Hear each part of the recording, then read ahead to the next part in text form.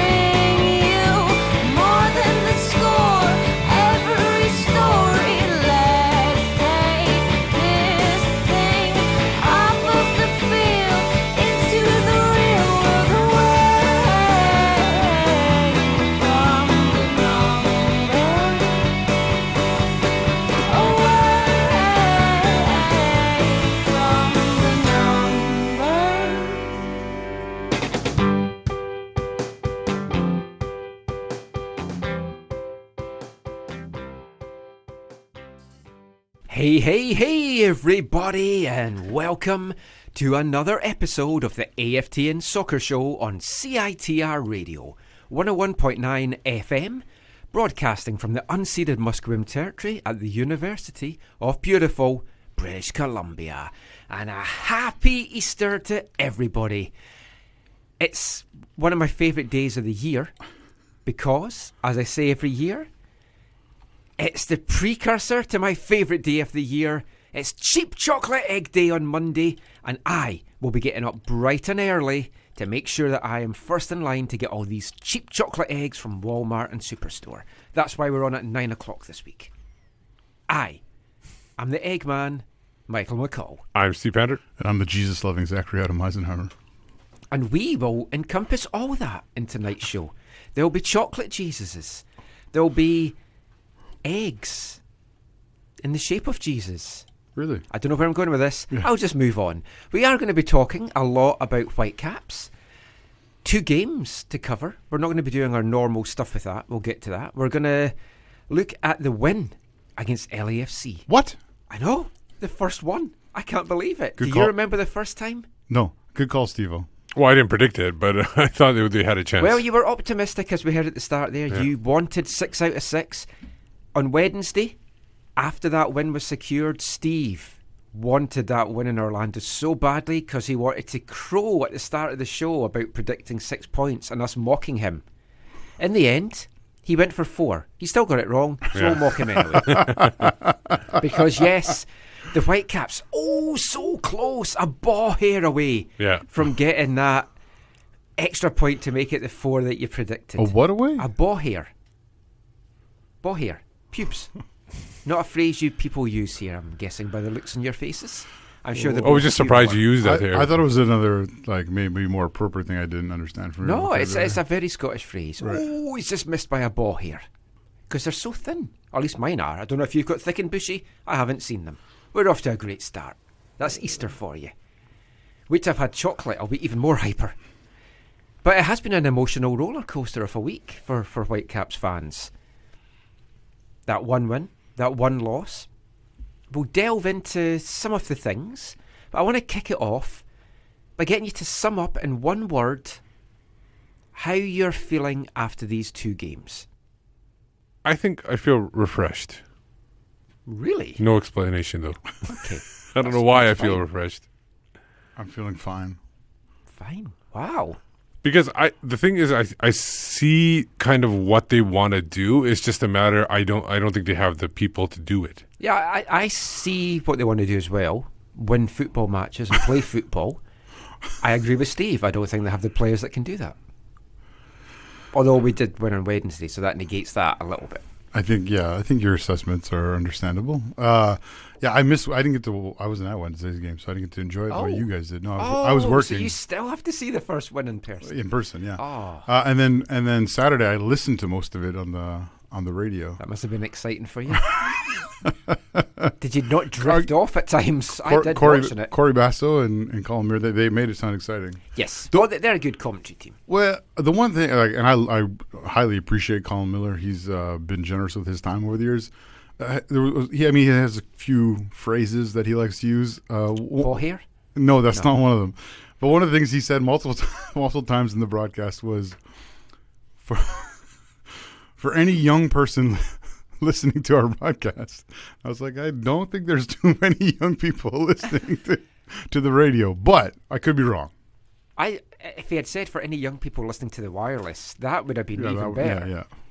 But no, they did good to make the game sound more exciting. Because as I got home, as I watched stuff, probably was better than not to see the picture. Because as I watched stuff and then I heard stuff and I read stuff, most people were like not super impressed. Yeah, but they made it sound wonderful.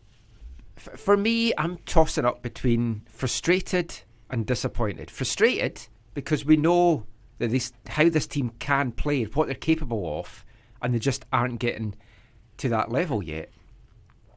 Disappointed though, because I kind of feel everyone was on quite a high after Wednesday.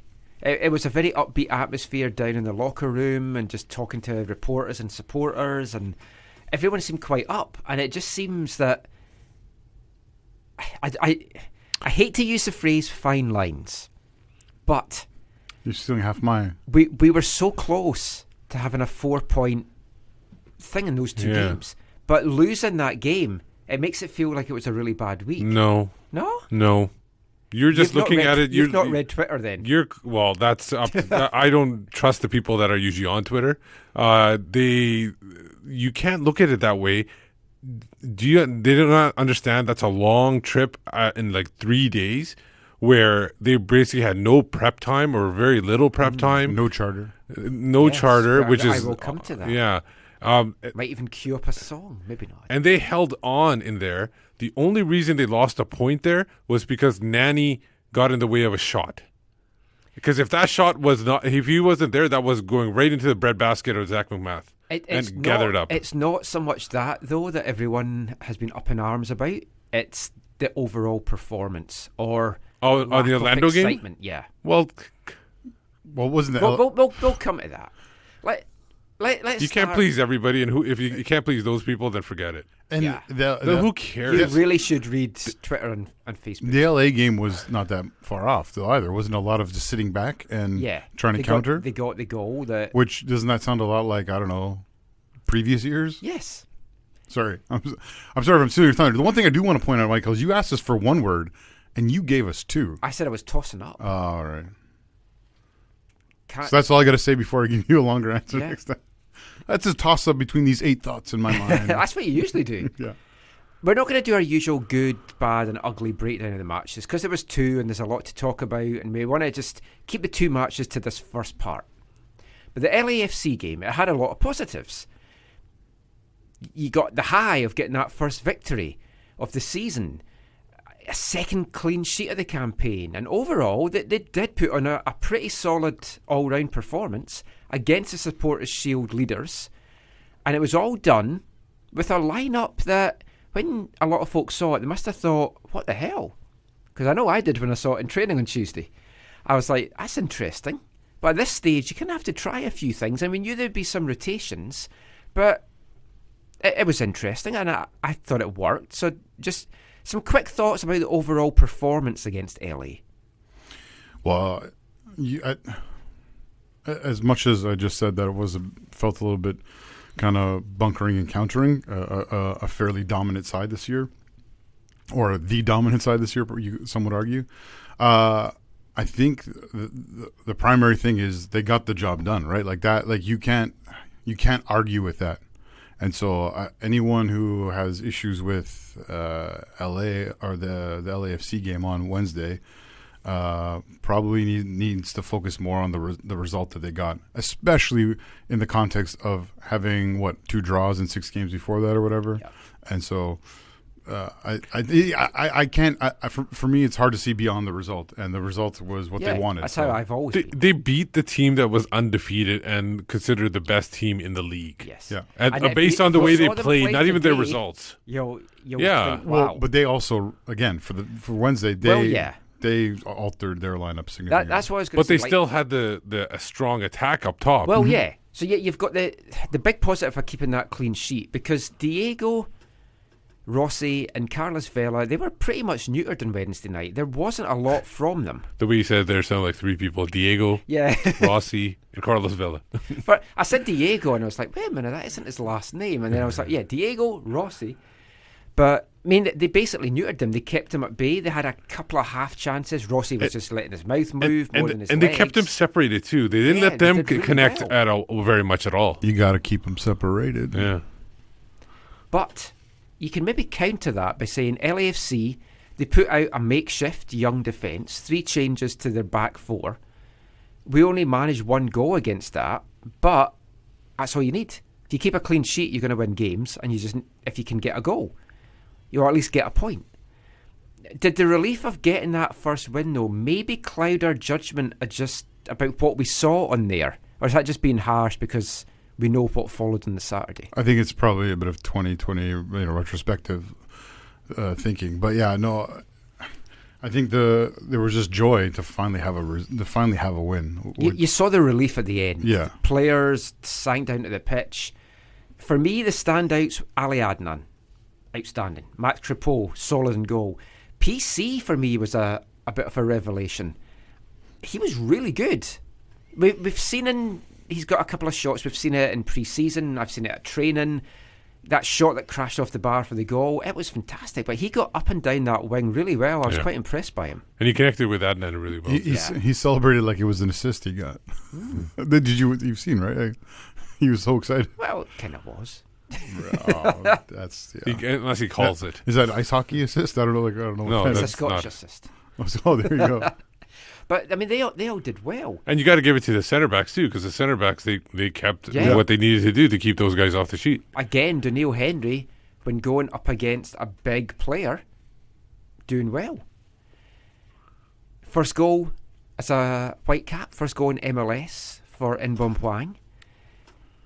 The pressure has been on him. I'd been told that he was really starting to feel the pressure a little bit because he really takes this designated player tag seriously. He feels it brings added expectations on him, and it does. We've talked about that before. You could maybe say somebody needs to have a little word with Joaquin Ardiez and maybe explain to him the same kind of thing as well. But he has been putting a lot of pressure on himself, partly because he knows he's come in as an international player. He's been highly touted. He could have had a move to Europe, but he's come here. He's talked before about how he felt that, he's played well, but he's not been happy with his performances because the team hasn't won.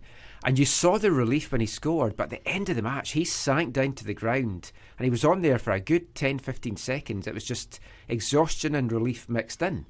And I asked Marc Dos Santos after the match just about that. Here's what he had to say. Inbom seems to be a player that he takes defeats bad and he puts a lot of pressure on himself, being a designated player as well. Getting a goal like that tonight, a winning goal, and getting that win, what is that going to mean to him? Because he seemed so relieved at the final whistle. Yeah, we spoke this week, and one of the conversations I had with him was he can't feel pressure. Inbom is not. He doesn't have the history of Carlos or Zlatan or Wayne Rooney. He doesn't have. Inbom is a player that is not finished. It's a player that is still in development. And he cannot play with the pressure that he has to carry the Whitecaps on his back because he cannot do that alone. He's an important player for the roster. He needs to play with freedom, to play in his role. And if he focuses on that, the team's going to get better and he's going to get better. So Marc Dos Santos there basically saying that, there is some pressure on Hwang. And it's going to be a huge weight off his back to get that goal. Oh, you could tell after he mentioned it too, that what MDS told him, that he was like, he's not a finished product. He's a developing product. I like that. And it tempers fans' expectations as and well. also he was Huang was definitely not feeling the pressure. He was cracking jokes at the end of the, at the press conference. So it was a different Wang than we normally saw. Yeah, lots of joy in that celebration. You could feel the release. You feel there's going to be a lot more to come from him, and he nearly did get one against Orlando. Now, we'll talk about the walkout in the match in part 5, because we're going to talk about the ongoing Whitecaps abuse scandal in the 5th part of tonight's show. But there was one other high from Wednesday night that I just want to play for you. It was a chat that Steve had with a very bitter Bob Bradley after the match. Do you think it was more the number of changes you made, or were some of the players looking forward to Seattle too much, or what do you think it was? None of it. We made changes. The field is shit, so it's a hard game to play, and we don't have enough guys that play well. So nothing to do with Seattle. Obviously, you had Marc Dos Santos under your wing the whole year last year. How do you feel like he's going with his game? And do you think he knew something about your team when you approached it today? Well, of course he knows about our team, but I think that the game played out as one would expect. Home game for them where they need points. They put a lot into it. They were organized as always. Marc does an excellent job on that end.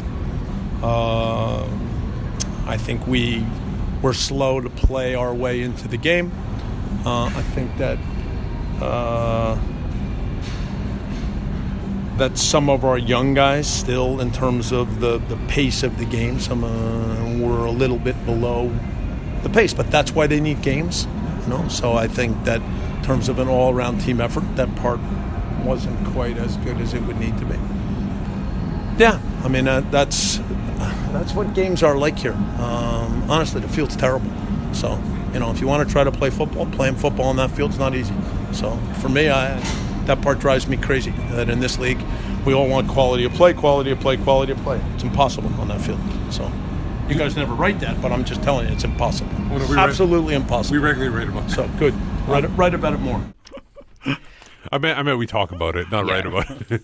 I think we know where Michael Bradley gets his surplus from. Yeah. I just want to also let you know that after I cut the audio because I thought it was over, but he said to us afterwards, "Oh, nobody's going to ask about the red card." Okay, that's fine. I'll talk to this guy about the red card. It was MLS official. I think he meant the Wang's tackle on no, Rossi, might have been Wang's or Henry's tackle on Blessing earlier in the match. Yeah, he never got to specifics because nobody asked about it. Actually, both of those. I'm surprised it wasn't reviewed. Yeah. Maybe they were, but the nails looked a little reckless. Technically, everything's reviewed, but yeah. And Huang did kick the guy in the knee, so yes. I don't know. The way that our luck's been going with VAR, I'm kind of surprised. But talking about the turf, now Zlatan was here, and he performed on it, and he said it was the best turf he's seen in MLS. Then you've got Bob Bradley making those comments, and no one wants a turf pitch. We'd all like a grass pitch, but it's what we have. Yeah, we're stuck with it. It's not going anywhere. We'd all love Waterfront Stadium. Yeah, that's not going to happen now. It seems like. I mean, we need to use it to our advantage if teams hate it that much. But I know, Zach, you were listening to something this week where they weren't happy about the turf either. So everyone has a podcast now, right? Like everyone in everyone in the Lower Mainland, I think, has one. But Harvey and Beitashour have their own, right? Yes, which we'll be talking about in part 3. Yes. So I signed up to listen to their podcast because I appreciate Steven Beitashour or Jordan and Beta, and so I signed up so I get all these other things that I don't want. Is it free to sign up? Yeah, it's just like a subscription on whatever your pod. They probably have an LAFC podcast channel, and they do different podcasts. Okay, because I'd listened to one of theirs, and I was like, oh. Yeah, so it's like their channel, and they have different shows on it, kind of thing.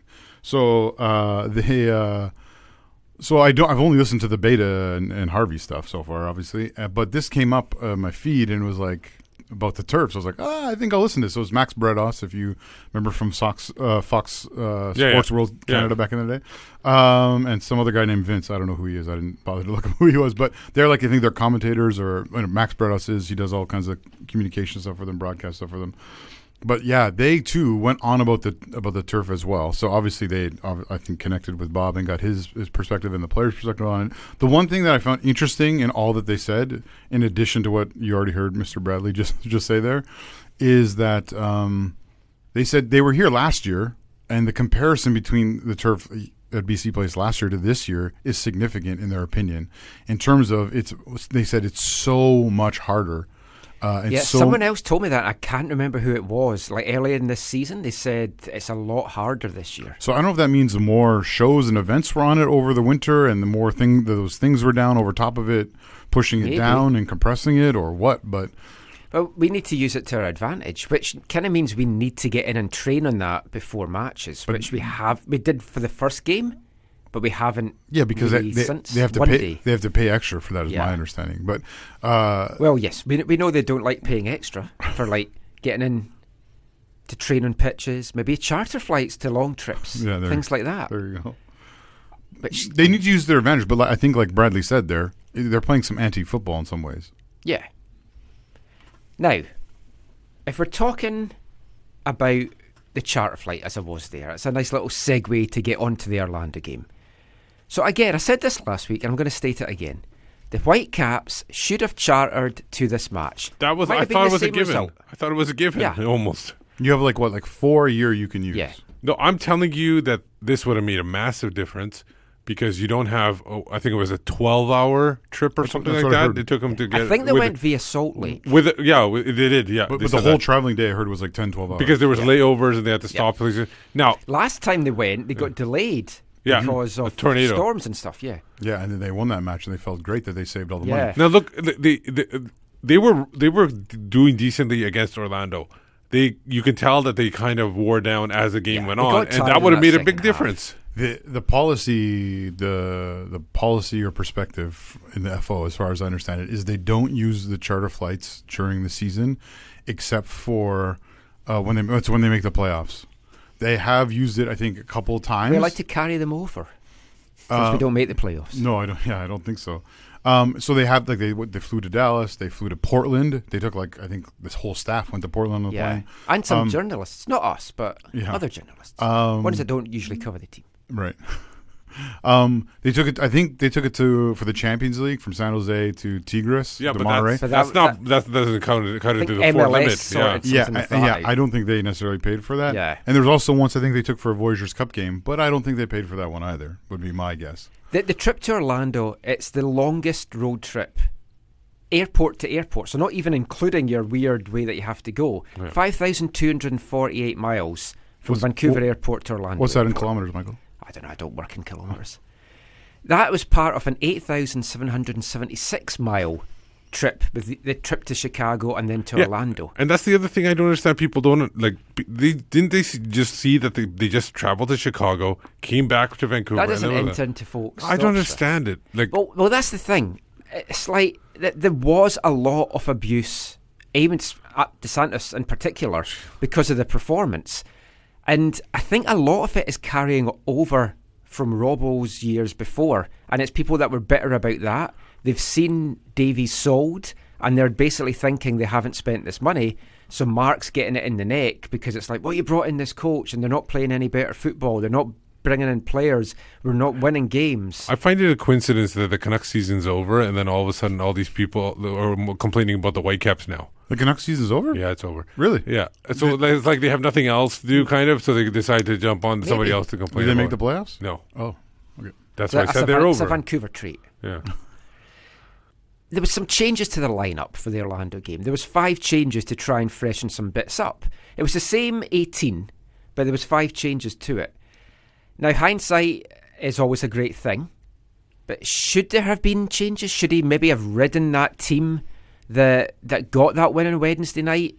Or with all the travel, was it just too much to Sure, expect if the game was in Seattle, they could have done that. They're not going to do that. Yeah. It's impossible in a short week. That would have been asinine to go Wednesday night Vancouver, Saturday in Orlando with that Because if travel. they'd lost, he'd have been slated for that. And remember, one of the changes was a goalkeeper, and you'd think Crepeau could have probably played. They probably just played McMath because it was his hometown, maybe. Yeah. And they just Another of the changes was you've brought your designated player in to start as well. Which, when he doesn't play Montero and has him on the bench, folk are complaining online about, we've got a designated player that's not playing. No, it's one group going to complain for that, and it's a different group that complains for the other thing. So you can't please everybody. You just got to coach the team. Although the one thing, honestly, that I again listening to on the radio, the pregame show and stuff, I was kind of excited at the not just the change of personnel, which was obviously going to happen, but the change in kind of formation. Yeah, which, I thought that was.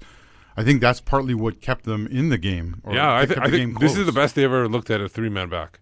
Yeah, in all the years they've tried it with they whatever officially coach. had it as 5 at the back. Well, whatever they want, whatever you want to call it, but it was very effective. So it was just your 3 centre backs. Yeah, I thought 5-3-2 or 3. Cornelius looked probably the best that he's looked as a Whitecap, and we'll talk about that when we kind of look at defence and stuff in the next couple of parts. But that could be something to look at.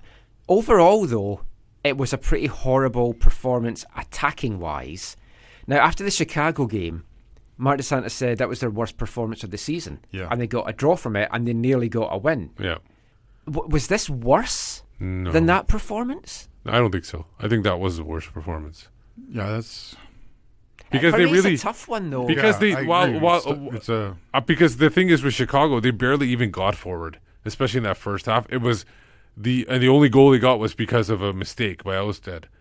This one, they did have moments where they did get forward. They were able to break. And the thing is, when they broke, there were alternate people to pass to. Nobody was left up top by themselves. Well, and Baum had the best chance, 72nd minute. The one over with the a bar, right? Yeah, lovely little back heel. little back heel from Montero. Yeah. And he just runs in, but he's stretching. Because he had to. He's Because he felt the goalkeeper. Like, he should have put forward. Like, he needs to score that. It's like he's stretching and leaning back to make sure he gets it before the goalkeeper times even it's have a going to chance. fly over the bar. Yeah, I think that was the best chance of the game, right? And then in Chicago, you had other than the Osted gift, you had There was really nothing. the RDS off to the go up crossbar. 2-0. Yeah. Yeah. Is there any other pluses you take from that Orlando game? I thought Zach McMath played well. I don't think we have an issue with goalkeeper, no matter who it is. Again, I thought the center backs played well. Like you said, Cornelius was better. It was much better. I didn't see any fault in Henry and Godoy at all. Scott Sutter was impressive at right wing back. I agree with all those. I'll kind of restate what I said before. The formation change and it feeling like it clicked, like it worked. I think that's super huge, not just for going into a certain match or against a certain team or whatever, but hopefully to be able to do that within a game at some point where you're just like, hey, we got to hold this or we want to push certain players forward. So whatever, like, I think that's potentially huge for the season as a whole. And for Marc Dos Santos, obviously, ideally longer than the season, it could be huge to have a team that can be that flexible. Like I said, we've said this multiple times. It's almost like a broken record at this point.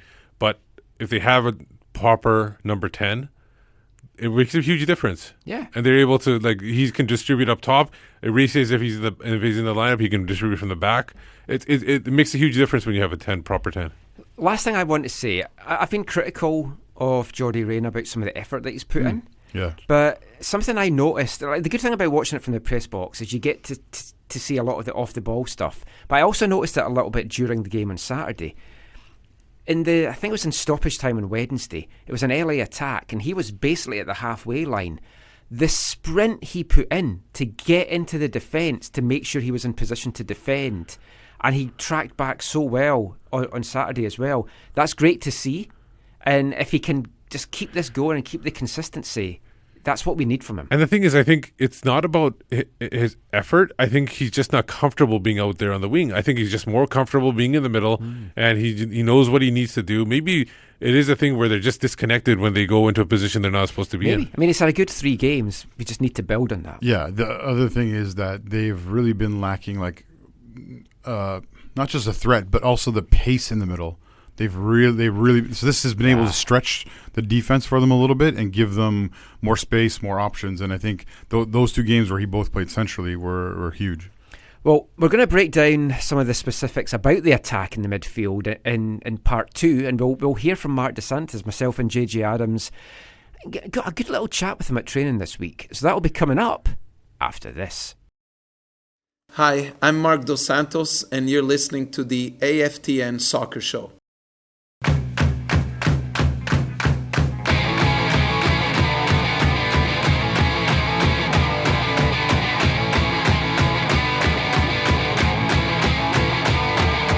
Destination Venus, more than darkness lies between us. 20 million miles of bleakness, human weakness. Holding my receiver, I can feel you coming nearer. Probing through the airways, clearer, clearer, clearer. Destination Venus, my heart was never slow. Destination Venus, where you are, I'll always go. Hear your voice on the radio. The Rosillos there are Artists of the Month from Edinburgh, Scotland. Punk and new wave band, still going today. Destination Venus. Love that. Now we're going to have some more Whitecaps chat in this part. We're going to hear from Marc Dos Santos as well. And it's going to be something you haven't heard before because it wasn't videoed, so it's not up on the Whitecaps site. But something is clearly wrong right now with how the team is playing. And a big chunk of that is down to the play of the midfield, which we said last year was defensively. Last year. Every year. Every year. Yeah. It's Well, almost- last year we said the big problem with the defence was the midfield wasn't tracking Oh, back. right. This year they're doing that, but the problem with the midfield is they're not linking up Yeah. with the attack. And there's no penetration. There's just no threat, it feels, in the final third. Our passing accuracy again was woeful yesterday, especially compared to the opposition. So these were some of the things that Marc Dos Santos addressed at training last week when he was talking to myself and JJ Adams after the main scrum was done. We just kept chatting to him for a bit, and some interesting stuff in this. We're going to split it into 2 parts. Here's part 1. What is missing in midfield, in your opinion? It's a good question. I think that one of the things that affects us is this. In general, our average is us 45% of possession and the opponent 55. Let's say it's the average right now. Some games for 47, 53. We need to get that possession to 50. 50, you're talking about X more amount of passes. The midfield is responsible for that a lot also. So what's missing is in some moments to be more patient and cleaner, because it's the only way that it's going to allow us to move up the field. If not, there's 2 ways you move up the field. One, Max has the ball, he plays long and you pray and you have a 50-50. It's the reality. The second one, you move the ball up by having it in possession. So it's not about playing with a number 10 or playing with 2 number 8s, because if your possession's not good coming out of the back, your number 10's never going to touch the ball. Only if you play long to a 9 that is tall, of 6'8", he lets the ball for the 10 and then you play from there. But the answer to your question is our midfielders need to be cleaner and better on the ball. We need to connect more passes. We need to grow in possession, and that 45% needs somehow to get to a 50. Well, your possession, though, in your own half and in the middle of the field is actually pretty good. It Yeah. just when it comes to the final third, Yeah. that's where it seems to be. Yeah, we tailing are off. we are one of the teams that's not afraid to play out of the back and build from there, and that's what I was so upset in Chicago from the side. The guy play, and for somehow the wind, it was uncomfortable. The guys didn't feel comfortable to play, and what you guys don't see on TV is disappointed the grass in Chicago how it is right now, very bumpy, and the guys were kind of doubting to play out of the back. But then we played so much long, it doesn't help. But your point is good, because it's true that when we get in the last third, what's happening is, one, we need better link up with the number 9, and we need our wingers, and we've been on them and they know about that, to be less trying always 1v1 lose it, 1v1 lose it. There's moments that you have to continue playing until it opens, and that's something that we have to grow. And I'm evaluating very well right now. Do we have wingers that are all the same type of profile? Do we need to have a guy that's more pragmatic on one side? Example, a David Beckham style, when I say a white player that is more pragmatic, more possession and put the cross in, while the winger on the other side could be a winger of more 1v1. But at the moment, when it gets there, it's too much creativity, way too much, and it needs to be a little bit more pragmatic at times. One of the guys that's been an ever-present this season is Johnny Ricci. Yeah. What have you seen from his captain on the pitch that's made you believe that was the right decision to give him the armband? As captain, it was very difficult for us to find the right captain here, right from the beginning, because we felt there was never in the roster one player that emerged as a leader. And when you have a full new squad, we felt it was a very tough moment for me to say, yeah, this is the captain. And I even told the guys that for me, there would be no armband. We were old enough, we're experienced enough to go in there and take care of our stuff, right? But you need by rule to give a captain. And his behavior, his commitment every day in training and all that is always an example. Now, that doesn't guarantee him being on the field, and that doesn't guarantee that we're not always trying to get better and see what's good and what's bad in there. Captain bands, please guys, don't guarantee anything. I know maybe in hockey it's important to see, and then if we change she, mamma mia, it's a soap opera. It's a soap opera. In this moment here, no, it's a lot of new players, and it's still feeling. There's players here that I don't want to say names right now that I could see that in 2-3 years they could be captain here. But with John in particular, from what you've seen him from on a playing side, then it's kind of one of those positions where it's the unsexy positions. It's like a DM, so folk don't really notice him. What have you seen from him that's making this team tick? Like he's involved a lot in all your little triangular movements going forward. Yeah, it's team. So he's important in our build-up, and like we said, there's a lot of things happening in our half in possession that he's been involved and he's been important. But when we talk about defensive midfielder or number 6, we're always talking about this. Could give you 10 names of different number 6. You have Jorginho at Chelsea. You have Kante, that could be a number 6. You have Matic, and already in those 3 names, 3 different profiles. And as a coach, you say, okay, where do you want to put more emphasis on having the 6 as a build-up player, having the 6 that just destroys to win, or you get the ideal that I would love is the guy that does both, right? And in this moment, we went from, you guys were here last year, we went from Ali to John. Totally different number 6. Mm-hmm. But me, don't think I'm not evaluating. Okay, but in MLS, what works best? So we've done a lot of changes in the roster. And in the roster, so a lot of things were very good, and other things that we're still evaluating if they were good or not. But if you think that I'm not always in this club better, well, you're all dreaming, because I'm very very hungry to make this grow and to make this club become better. And it's sleepless nights and grinding and some things that you see that you don't want to be direct with me. Don't worry, I'm seeing them also. Marc Dos Santos there. Nice little way to end it. If you're seeing things, don't worry, I'm seeing them also. He knows what's going well with this team. He knows what's going wrong with this team. He knows which players are not performing to what he's needing from them. And players like that are not going to be here long. under a coach like Marc Dos Santos. He knows when they've been bad. He's making a list and he's checking it twice. And I think one of the players probably on that list is Felipe. Although we got the start. Yeah. Yeah. It didn't do that great. No. For me, I like him as a guy.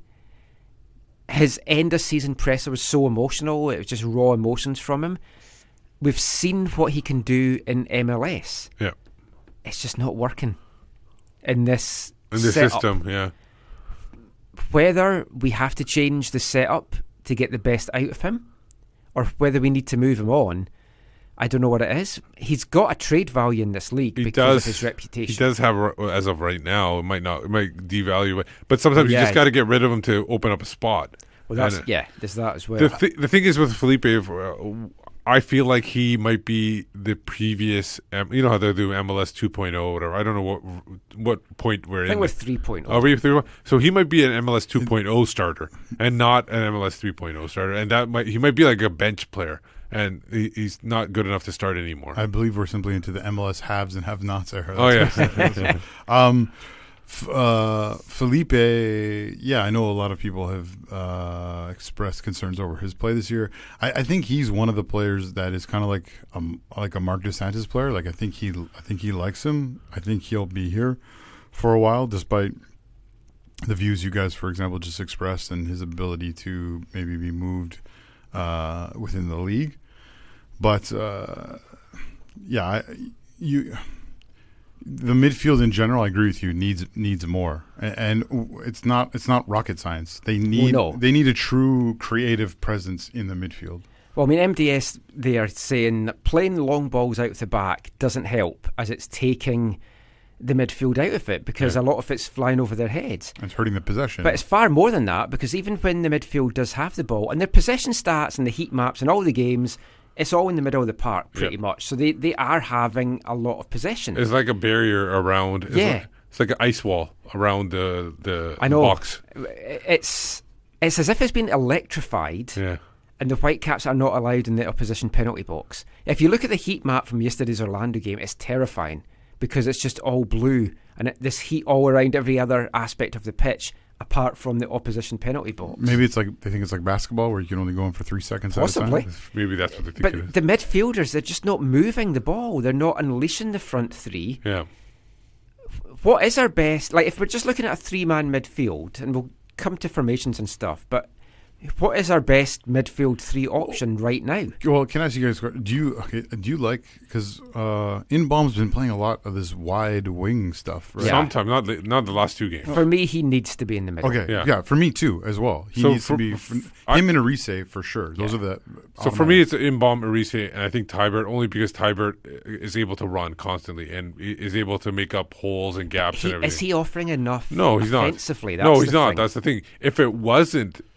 like if it would be if it was somebody else, if we bring somebody else, it would be Arise, Inbaum, and whoever they bring in. And they have Tybert coming off the bench for defensively. From choosing from the entire roster, my heart would be Inbaum, Arise, and David Norman. That was what I would want to see. Because I don't know how much David Norman lets you go. I think he would be in Arise's spot if he was. Yeah, but then I think they would allow Arise to be more of an 8 than a 6. Oh. And the thing is, I think David Norman can provide more offense than I think he's given credit for. Not just. Oh no, yeah, he can. Not just on set plays, but. I actually spoke to Davey on Wednesday night just to get a little update from him, and he's going to be out at least 3 months. It's not a season-ending injury. Yeah. So 3 months, he doesn't want to rush back. And he got hurt in March? He got hurt in one of the games over in England. So he could be ready to go by the Canadian Championship? Oh, they've been saying end of summer. Yeah, July. They always give a little bit of a cushion just in case. He doesn't want to rush himself back, and that's the sensible thing to do because you don't want to make this worse and then be out for a lot longer. Because didn't one of you say that this was a similar injury to like Omar Salgado from 2011? I didn't. No, I thought I heard that somewhere. It was a similar type foot injury. Looking at formations then, to get things going with that, what do we need to do? We tried 5-3-2 yesterday or 3-5-2, depends how you want to look at it. I thought that was horrible. There was no attack from it. 4-3-3, is that the way to go? Or do we have to try something different? Do we need to persevere at least with a 2-striker formation? Yeah, I like the three. I like the 3-5-2 or the 5-3-2, however you want to shape it out. Just because you get more pressure in the middle too. Yeah. From the 2 strikers. I like that. I think if you change some of the personnel to that, I think you could possibly get more. Plus, I think it encourages and allows Adnan to Ali to gives them more freedom to go forward. Got a couple of tweets in. One from Ryan Burns, who makes a very good point when he says, why is MDS continually changing formations? That's what pre-season should have been about. There should be a couple he can switch between, depending on the tactical approach of an opponent, but the lack of consistency has to be a factor in the stunted attack. And if there's better consistency, does the team play better? Aren't they only using 2 right now? They're only using the 4-3-3 or the 5-3-2. Yeah. So there's only 2 they're using. And he didn't have a lot of the team together until just before. Yeah. In principle, that's what I was going to say. In principle, I agree with Ryan. But we all knew at the time, and we know now that they were still literally squad building. So those 5 or 6 preseason games were different types of experiments of their own. Yeah. Max Richter tweeted in to say that the team is trying to gel. There's a lot of rotation, and each game is a different formation. It's hard to know where your teammate is going to be. The wing play has been very average, and the strikers are really static. We have a lot of decent but average players. This is obvious. We talk about the weak win play. You're going from Alphonso Davies on your wing and someone also like Christian Teixeira, whether you rate him as a defensive presence or not, to what there is now, where you're playing central players wide, or you're playing strikers or you're playing mid players who like to play in the middle better out wide. So it's not super shocking that the wing play is not as dynamic as it has been previously. And I think the wingers so far have been probably the most inconsistent out of all the players. Yeah. Their attack just needs a refreshing. They need. I think we talked about it. We just need like somebody on the right side to drive like Adnan drives. And whether it's a right back or a right winger, they need they got too much of the same. Which Jake usually does, but you need more of Scott Sutter's defensive responsibility to go with it. Yeah. It's like you used to always say, Michael. There's remember the one year you had us build a player of all the different parts of the squad. That was last year. Yeah. Was last year? Yeah. So it's kind of like if you could almost combine Jake and Scott together, that would be the ideal right back. Instead, you have two different profiles. If we did it this year, our composite player would have Joaquin Arde as his neck tattoo. What about his level of interest? Probably not. It feels a little like Breck Shea. I mean, was it the TV comment? Someone made a comment yesterday about he didn't seem to have a lot of interest. A lot of people were going. A lot of people were saying that. But it felt like Breck Shea a little bit. Yeah, we'll come to him in the MLS thing. We've got 6 goals from 8 games so far. Only Atlanta scored less, but they've also played 2 fewer games than us. Marc Dos Santos there said we need to have better link up with the number 9, and he needs the wingers to do more as a team, not go one-on-one and lose the ball, which we've seen too often with Whitecaps teams before. Kekuta Mane, Eric Hurtado, that was their thing. You'd run and then you lose the ball. The problem, the issue there is their teammates are not catching up to them. They don't have the support all the time to do that. Yeah, some of the time they have to go one-on-one because they don't have the support. He said that he needed a pragmatic winger. He wants to see, and he's evaluating if the wingers that he's got are too samey, and if they need something different. He said a David Beckham type winger, but more realistically, I was talking to Steve about this today, and you talked about a guy that can run the ball up the pitch, and then you don't need the right backs to do as much. If you have say a Venuto and Adnan on one side, and then you had Nuriski or Sutter and somebody that can run the ball up. The guy I really like is that right winger from New England. I can't remember his name. I think he's Colombian or something. But whatever the case, Fagundes? No, not Fagundes. He runs on the wing and drives the net, and they just need somebody to drive on the right side. He wears like number 70. I can't remember. I could look him up. We'll look it up. You can look it up while I get some tweets. Salish C, Chris Corrigan, says what's on his mind just now is how much MDS believes in the project. We can see things like pressing and defence improving, and the chemistry is coming along too. What we need in the summer, a number 10 to link up with the forwards. But he says MDS's belief is still keeping him interested. High on Caps, Optimist Anonymous replied to that by saying, We just need to find a way to get draws and wins out of these games where we're only losing by 1 goal. Rick Hallen said, overall, I'm fine with our progress. I'm not expecting to make the playoffs this season. He likes the 2 striker setup, and he'd like to see us try a 4-1-3-2 with Reina at the middle of the 3 attacking mids. Dental Damnation says MDS has gotten a lot of praise for showing his tactics to the media and to fans, but it seems that every team he's played so far has been high pressing them, and that's just resulted in back passing from us to the goalkeeper and punting the ball up, losing possession. He said that must be driving him mad, and as you heard there, it is. If we look at bringing in another striker though, what does that mean for Montero, and what does that mean for RDS? Well, the thing is, MDS has already called RDS lazy on the air, on the record. So if he does consider him lazy, then he might be the one to go.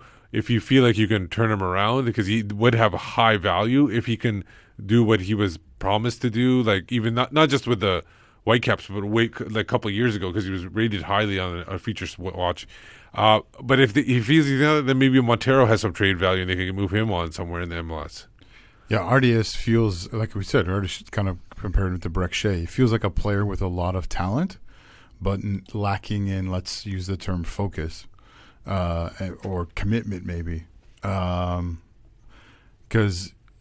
we've seen some of his skill. We've seen some of what he can bring. We've seen the profile, to use Marc Dos Santos' word, the profile player that he is, and he is someone who you think should be able to contribute in MLS at the MLS level, and yet he leaves a lot to be desired when it comes to not being on the ball for sure. And so I think if Fresnel has a feel of one and done, like 1 year loan or less than 1 year loan, and he's done. I think Montero's got some trade value as well within MLS if we did want to bring in a DP, but it's a bit tough on a guy bringing him in and moving him on. But we've seen it before with Letou. He wasn't a DP, but he came from Philly and then moved halfway through the season. Also a former Flounder. And then the thing is, it'll be cheaper for them to do whatever they want in the summer because there's only half the year left. So if they want to make a guy into 10 players, it's going to cost half of what they normally.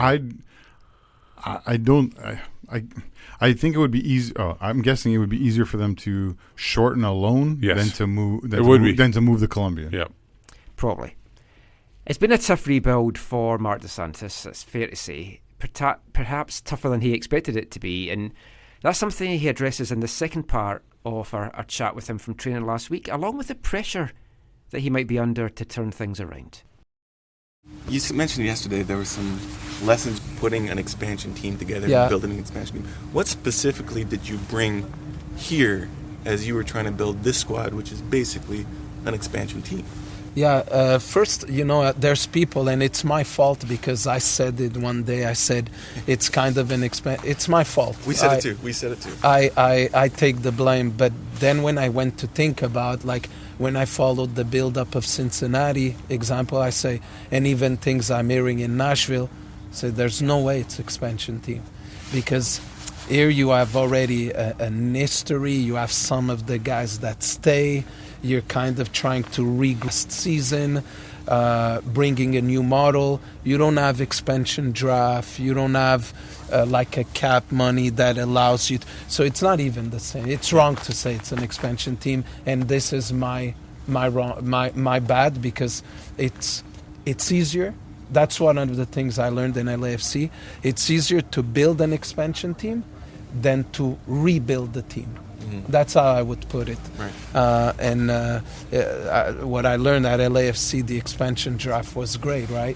Benny Phil Arbor, Walker Zimmerman, Latif Blessing, and they're there, and it's like a vitrine. How do you say it? Like a buffet. Yeah, like a buffet, or like you see it in the glass, like in a store. Right. Yeah. Yeah. Display and you say, okay, I pick 4. I want this guy. Us, it wasn't the case. In the rebuild, what happens for you guys to be aware is very difficult to get players in the league.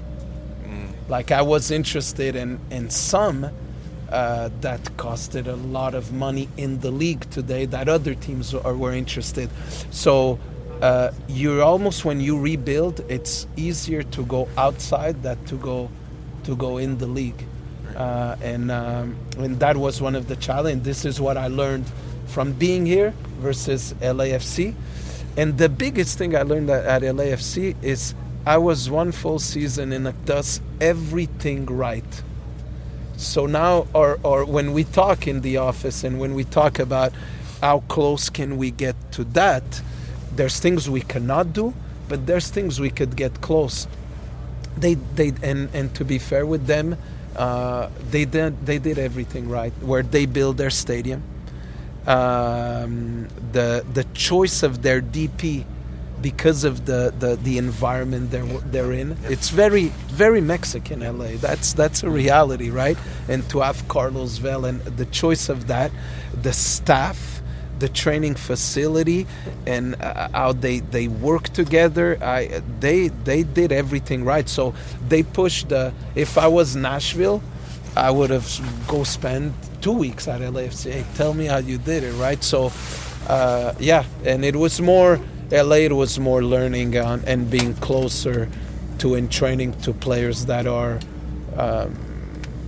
different. Right. You know, you had problems of players go to the national team of Mexico and Laurent Simon with Belgium and guys in the World Cup. You know, so to deal with all of that, it was very special to be with Bob, and we're challenging each other every day in training, and preparation was great. So I don't have, to answer your question, I don't have one thing like I could say this from LA that I learned. And no, there's so many things that helped me by being there.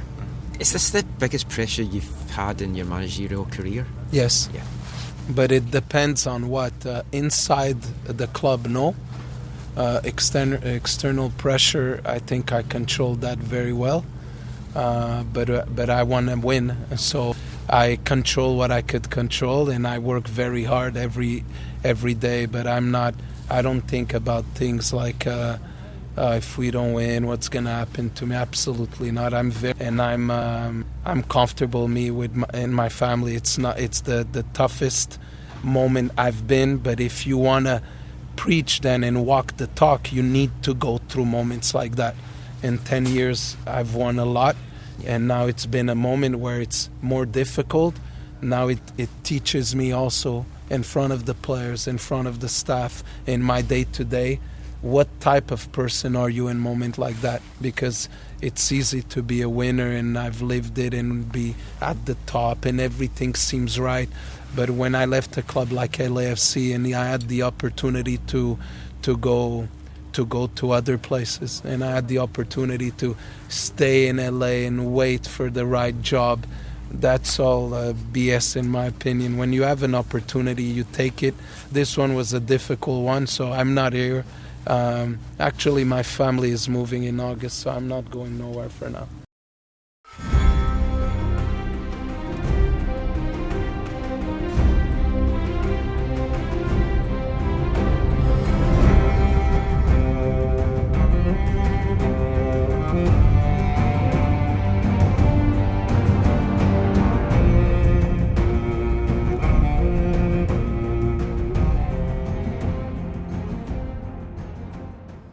The iconic Game of Thrones theme tune.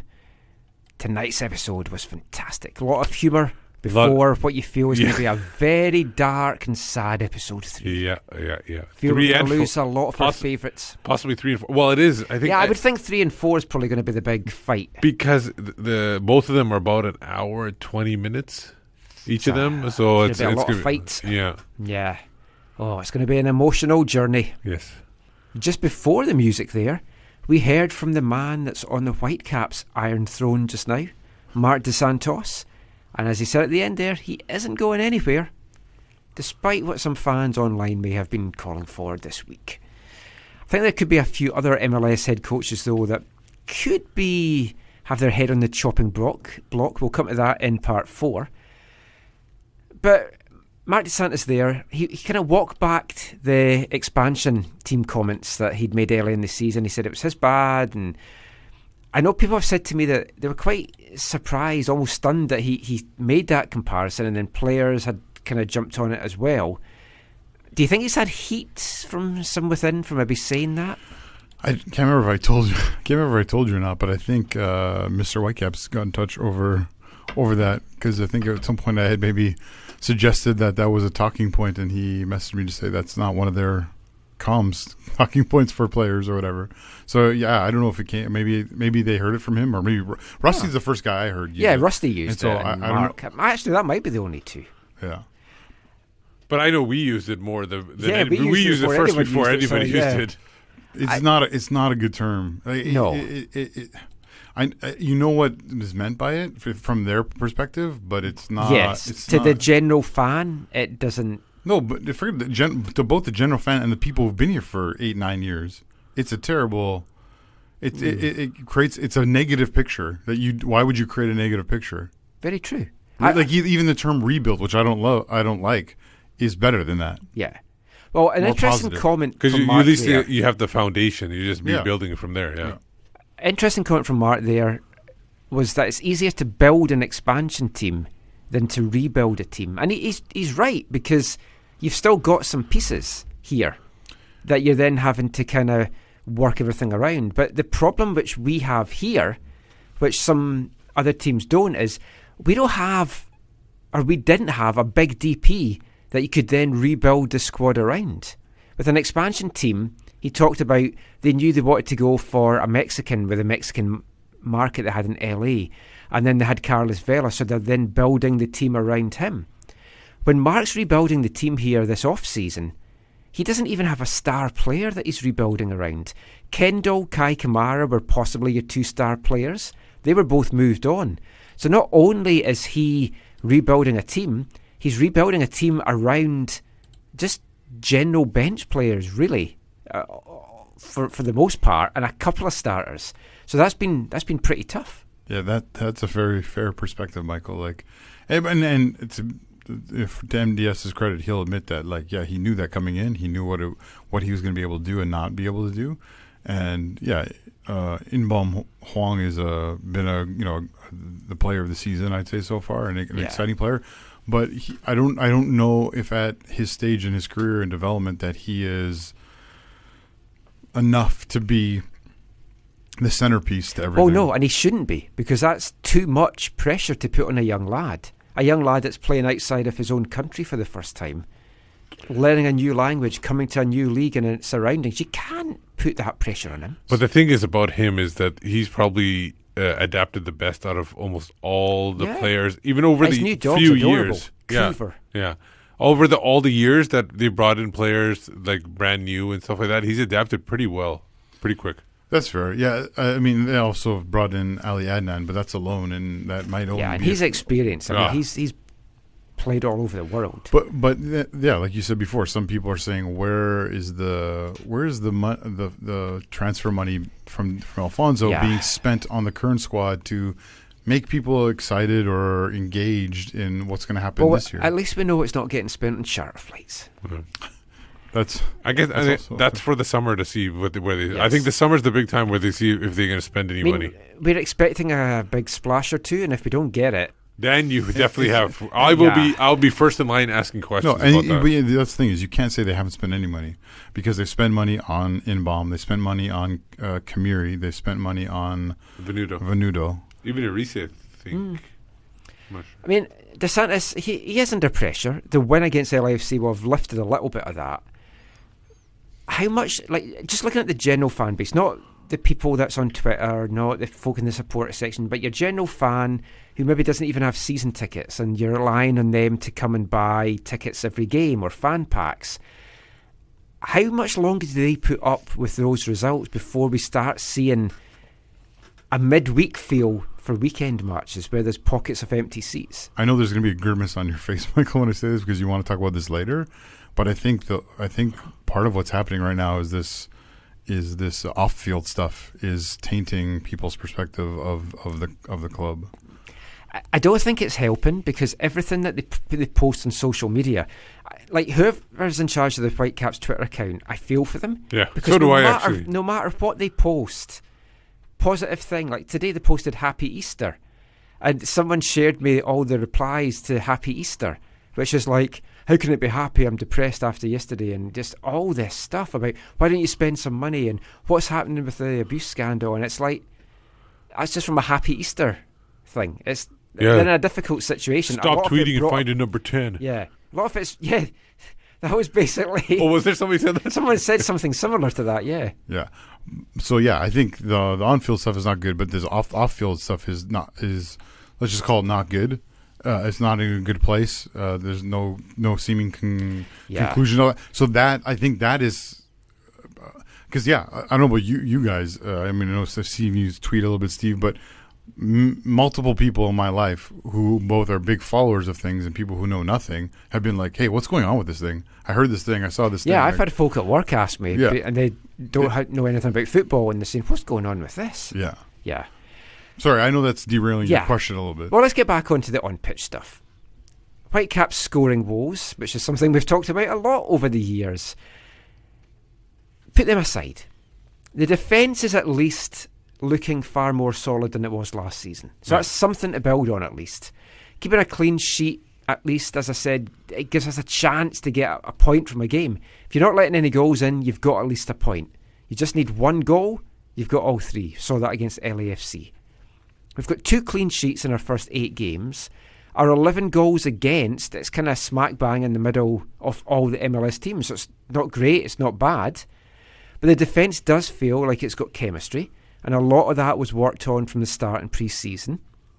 Up to the Orlando game, Max Crepeau was an ever-present. He's our clear number 1 for now. And I got a chance to catch up with him at training this week. It was before the LA game. And we've talked to him at the start of the season about his journey to MLS. I wanted to delve a little bit deeper about what it was like for him as a kid growing up in Montreal, what got him involved in football, and some things like that. So let's listen now to Max Crepeau. Keeper, you just made a decent save. So why do you feel the need to rant and rave? Screaming at defenders makes you look dead stupid, especially when they haven't done much wrong. Please cease the trait. So Max, coming from Quebec, Montreal, folk here know it probably more as a hockey city. Mm-hmm. What was it like? Have you always been a soccer fan? Was that a soccer family that you grew up in? Yeah, not even. I think my older brother was playing like as a kid in the league when we started Timbits League, you know. So my older brother was 3 years older than me. He was 11, I was 8, so I came to see one of his games, and since that day I fell in love with the game. And at 12 I was a defender, and at 12 I went in goal for one time and never came back on the pitch after that. What was it like the development system in Montreal and coming through that? And like, we've seen it here, we know what it's like at the Whitecaps, but what was it like at the Impact? Oh, the Impact was great. You know, they have a great academy. To be fair with you, all the USSDA result under 16-18s the last 3 years are all on top of that. And after that, we have a lot of academy guys that went pretty much all over the world through MLS and a little bit in Europe and Scandinavia, a lot in the USL as well. But Montreal was good to actually build the character of the young players, because it wasn't easy as a local to be there. Sometimes it's a market where there's a ton of pressure because you're local. So it built out a lot of character, but the development squad and their director down there, Philippe Lafroy, is a top man, Frenchman, and he really knows his thing. When you're playing in like USSDA and you're having to fly places and travel, how much does that get you ready for like a pro career? Oh, definitely. It gets you in the right responsibilities that you have to take care of yourself as a young age, and you know, when you have to be on a bus and not traveling by a plane because of the budgets. When you're younger, it becomes a reality of the amount of hours that you travel, and then you have to play and you come back right after the game. So you arrive during the night because the next day you have school or so. So it gets you the discipline and the value of working hard and not basically be a normal child, if I can say, that have friends and go out sometimes. Yeah. So it's the matter of the responsibilities that the kids have on their shoulders as well. When you were coming through the youth system, did you always believe you could make it in the pro game? Was that all you ever wanted to do as a kid? I think below the age of 15, I wasn't really recognizing the fact that I couldn't do a career about football. When I came into the Academy of Montreal today, I have a chance to make it with my talent. I didn't realize that I had the characteristics that couldn't make it. So I worked hard, put my hand down every day, work really hard on the field and outside of it.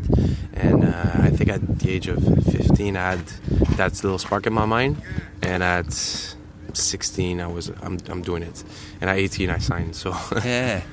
Well, coming right up to date then, you've played every minute of every game so far to start the season. It feels from watching you that you've really grown into the starter's role, because we knew there was going to be a battle initially, but you seem to have become more confident every match, and you're making big saves. And do you feel that yourself? Yeah, I feel really more comfortable. The more you play, the more you're comfortable and natural with your players in front of you, because we tell it. It's been let's say 2 months that the whole team, 2 months and a half, 3 months, the whole team is together. So it's brand new guys. You don't know them personally. You don't know them on the field. So it's a process. We told about that.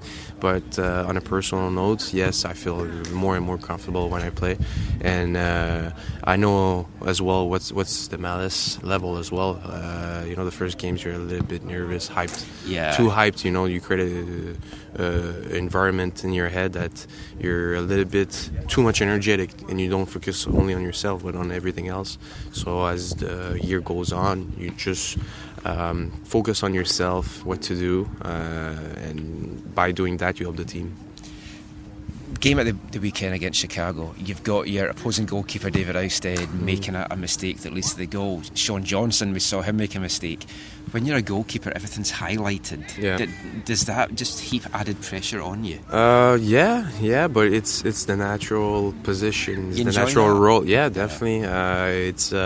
I always say it's a blade with two sides of it, the good one and the bad one, where you do amazing save here on the highlights, or you don't even get the recognition, or when you messed up though, you're everywhere in the news. So, but it's part of the role. I mean, same thing with a striker, where if he makes an open net, he's gonna get it, but he can miss 20 chances. No one will really pound on him. But if we was one ball in 20 balls, that one ball will be on the news for sure. So it's part of the game. I think we choose that role in the team, definitely. Folk always talk about the goalkeepers union, but when you see someone like David make that mistake, do you feel for him a little bit? Yeah, I think every MLS or even goalie in the world, we've seen it in the Prem. C. Foster kicked and Aubameyang countered it and put it in those goals. We're talking about the Prem here, so it's happening everywhere. Of course, you want to eliminate those mistakes, because you can do better. Yes, you feel a little bit for him because we worked hard and it doesn't reflect your work overall. But it's a reality. You cannot do a mistake. That's it. The other thing about two last things. The other thing about being a goalkeeper, you get to see an unusual view of everything. You see everything playing out. From what you're seeing from there, where do you think it's just going wrong this year, or do you see that it's just so close and it's just there's a couple of little things here and there lacking? Yeah, there's a little details. It's details as a group. It's not individual. I think it's about growing together, becoming a team. We were individuals when we were slowly beginning to be a team, and we suffered together in Chicago. Yes, there was that call again, that PK, that VAR, but it's part of the game. Honestly, we have to deal with it. It becomes natural now that the ref are waiting for a moment like this to go to VAR, because they know they have that tool for them. So now we're becoming a team. Through tough moments, it's the ones that we actually see what we can grow, like enjoy it, and where we do good and where we do bad. And we're on the good path, I think. Last thing, kind of a little bit of a fun thing, but there's been so many penalties go against the team. Are you practicing penalties more just because of this? We talked about that this morning. Yeah, well, on every games all around the world, every goalkeeper knows that we scout the strikers. Strikers know that goalkeepers scout them. Yeah. So I think, yes, there's a statistic side of it, but there's that instinct feeling as well when you're standing on your line and your body just go, you don't even think about it. That's the instinct. But I have to be honest with you, it's frustrating when you have 6 games for calls against you. So now it's moving on. The beautiful thing about the season is that we have one tomorrow, and quick turnaround. We switch it off and we go on in a good run. That's great. Thank you so much for your time and good luck for the rest of the season. Thank you. I'll talk to you again soon. Thanks, Max.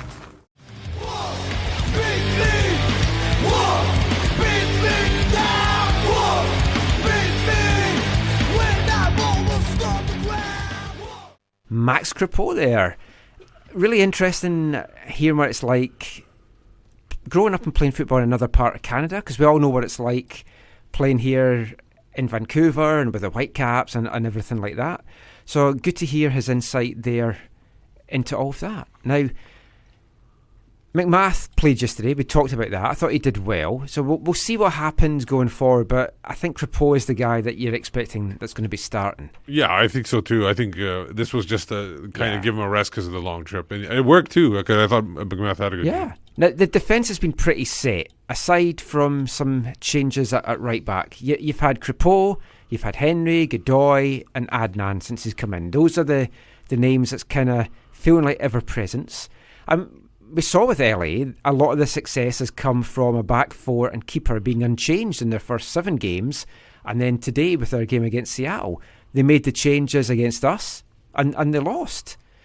Steven Beitashour missed one of those matches, but the rest of the back four and the goalkeeper were all okay.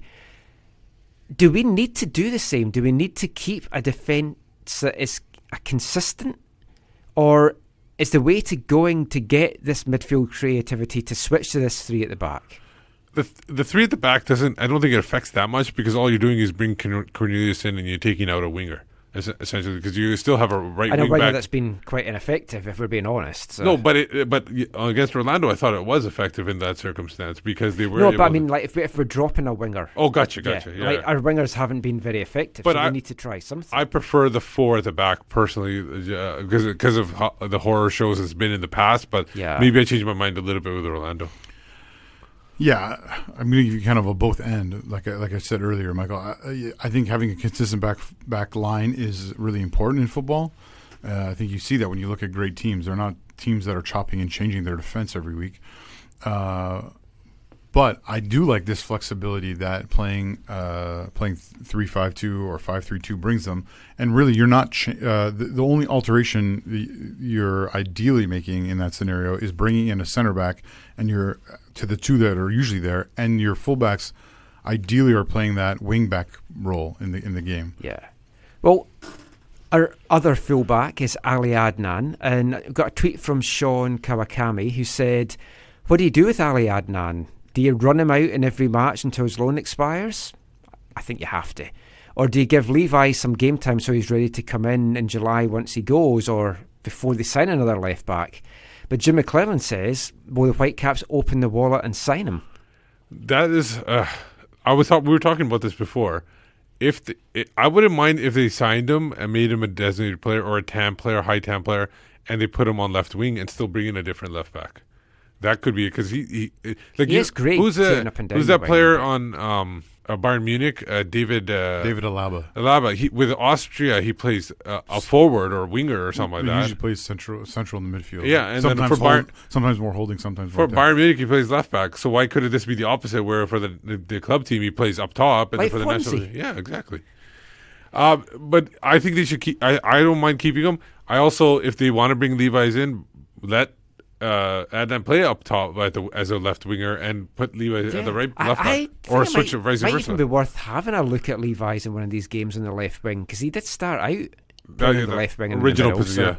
So he's got a lot of that out of him now, because he's got the defensive thing. But I mean, we can see on right back, and we keep talking about this. We don't have a definitive answer. Will it be Nerwinski? Will it be Sutter?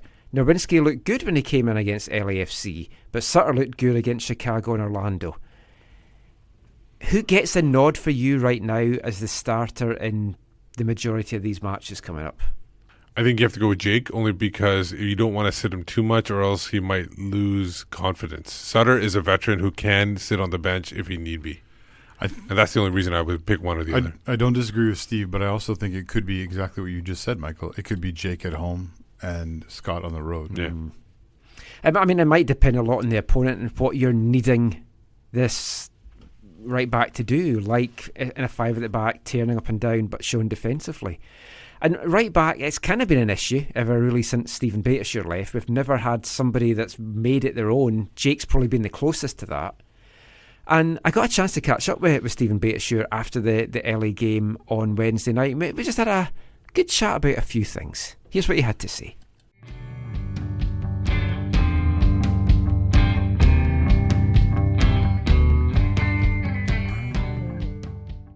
One of the things I wanted to ask you, like, every club you go to, when you leave, the next year the club doesn't make the playoffs. Is that something that you're aware of? Is that something that's talked about? Many fans have made it. That I realize it. They've brought it up, yes, multiple times. When you're with Toronto, you've landed in a great place, but I mean, would you like to have stayed there? I'll rewind that for you as well for the fans. When I was in San Jose, that's my hometown. Yes. So I'm going to ask you, do you think I wanted to leave? Okay. No. When I was in Vancouver, it's a city that we absolutely love. Everyone that comes here loves it. There's nothing not to love about it. Do you think I wanted to leave? No. So when I was in Toronto, we had the best team in MLS history. I'm not just saying that's the fact. Oh, yeah. We won the treble. We set the highest points in a season. We won everything. It's the best team in MLS history. Do you think I wanted to leave? No. Okay, so that's 3 teams. Yeah. But you've landed in such a good city. And it's like, speaking to Marc Dos Santos in the build-up to this game, he said everything that the club does is an example to the rest of MLS. He said if he was Nashville, he would be going to follow you guys for a couple of weeks. Is that how it feels? You've been at so many clubs. Does it feel that LAFC is just something a bit special? It does. And every team that I went to from the previous team, I looked at it as an upgrade. I didn't get traded because I was a bad person or not a good player or anything. The teams actually wanted to keep me. All of them. All 3 of those teams wanted to keep me. I know Robo did. Yeah. Robo still talks to me to this day. My coaches from the past still talk to me from this day. The GMs from all the teams still talk to me to this day. They all love me. I loved every team I was with. Unfortunately, it's always this. I know. And for whatever reason, I mean, you're a defender in this league. You don't say, have a high value. oh, outside backs, you don't pay them much. But do you value winning? So unfortunately, I've been hard done in 3 places. I'm hoping this won't be the 4th because I'm out of contract again. So, at the end of the season? Yeah, so I'm hoping to... Are you a free agent then now? Or? Yeah. Right. So I was technically an unrestricted free agent when I left San Jose and Vancouver. But I chose to go to Vancouver. I chose to go to Toronto. And then I was a free agent, an unrestricted free agent, and I chose to go to LA. So all the teams I went to, I chose to go to. I did my homework. I said I can help that team if I go there, and we can be special. When I was here in 15... it was the best team in Vancouver. We honestly thought we were going to win it that year. We were almost Sports Shield winners. We thought we were going to win it all that year. Honestly, I'm not just saying that. No, we did as well. That Portland game was so frustrating. Yeah. Because if you know doesn't get hurt. Was there. If Kukuda doesn't get hurt, you know 100% it was there we're for winning. the winning. Yeah, it was there for the winning. Exactly. So it's one of those things. Obviously, they know I like it on LA, but it's a matter of money, and it's I've been in the league long enough where I've been saying I'm one of the top 3 right backs in the league. It's just a matter of, do they believe it, or do they think they can replace me? They've tried to replace me with multiple outside backs. They've tried replace me with cheaper outside backs. They've tried with $1 million outside back. Well, since you've left, we've had no one here that's really risen to that level. Mm-hmm. This team, at the start of the season, the defence has been so solid. Taking tonight out of it because it was a makeshift backline, but the ability to keep that backline together, the first 7 games, like you missed one, but then the rest it was all 7. What has that meant to this team, getting that continuity, getting that chemistry going with this defence? I think it's important. I think it's one of those things where you have the luxury. Obviously, the forwards are scoring, the midfielders are scoring, and you're off to a good start. But sometimes you can get a little careless when you're scoring so many goals. But I don't think that's been the case at all. I think we've been so focused on getting clean sheets and not giving up chances and not giving up goals that we take pride in that. And so when we have, for the most part, Jordan, Eddie, Walker, and myself back there, and we're there, the continuity, like you said, we take pride. Like, all right, this is our back line. Like, this is when people say goals against average, this is us. So we take pride in that. So we've been fortunate so far that we've all been healthy. Obviously tonight was a little bit of a rotation with the lineup, but it's been a good start, and we hope to keep it going. Yeah. Just quickly looking at your career, you won an MLS Cup, you've been at a World Cup. What ranks more important for you? Like, what gave you the biggest pleasure? Was it lifting the MLS Cup with Toronto, being at that World Cup? I know they're 2 different things. It was a special moment when I got called onto the final 23-man roster for the World Cup. It really was, because it's something when you're a kid. Growing up, I first started watching soccer at the international level. I didn't necessarily watch it with the club teams. It wasn't as big back then. A lot of folk here has been the same. Yeah. So, growing up, Brazil was always my favorite team. Brazilian Ronaldo, watching, Rivaldo, Cafu. That was my team. I loved to watch. And so getting called up and being on that 23-man roster, it was a special feeling. But when I didn't actually get to play, it was very hurtful. That was a lot of pain that I felt, not being able to go in. So MLS Cup, I feel like I worked so hard for throughout my career and have been so close on numerous occasions. When finally the MLS Cup was reached for myself, that was the greatest feeling for sure in my career. That's fantastic. And did you get into podcasting with Jordan, just out of curiosity? Yeah, we were doing a little bit of podcasting. I had Beta Time last year, which was a pretty big hit. A lot of fans in LA just call me Beta Time now, which Jordan dubbed when we were here in Vancouver together. So we started Beta Time. It was going well last year, and I've kind of transitioned with Jordan with the podcast just because we want to do longer segments and interviews. So the Beta Time was 5 minutes, real quick video. The podcast, we can talk for 30, 40 minutes and really go into detail. So who knows? It might be a career after soccer. Obviously, both of us are loving playing right now, but it's fun on the side. That's great. Yeah. Good luck. Thank you for your time today. Appreciate and good luck it. the rest of the season. Thank you. Cheers, Good seeing you. Take care. Thanks.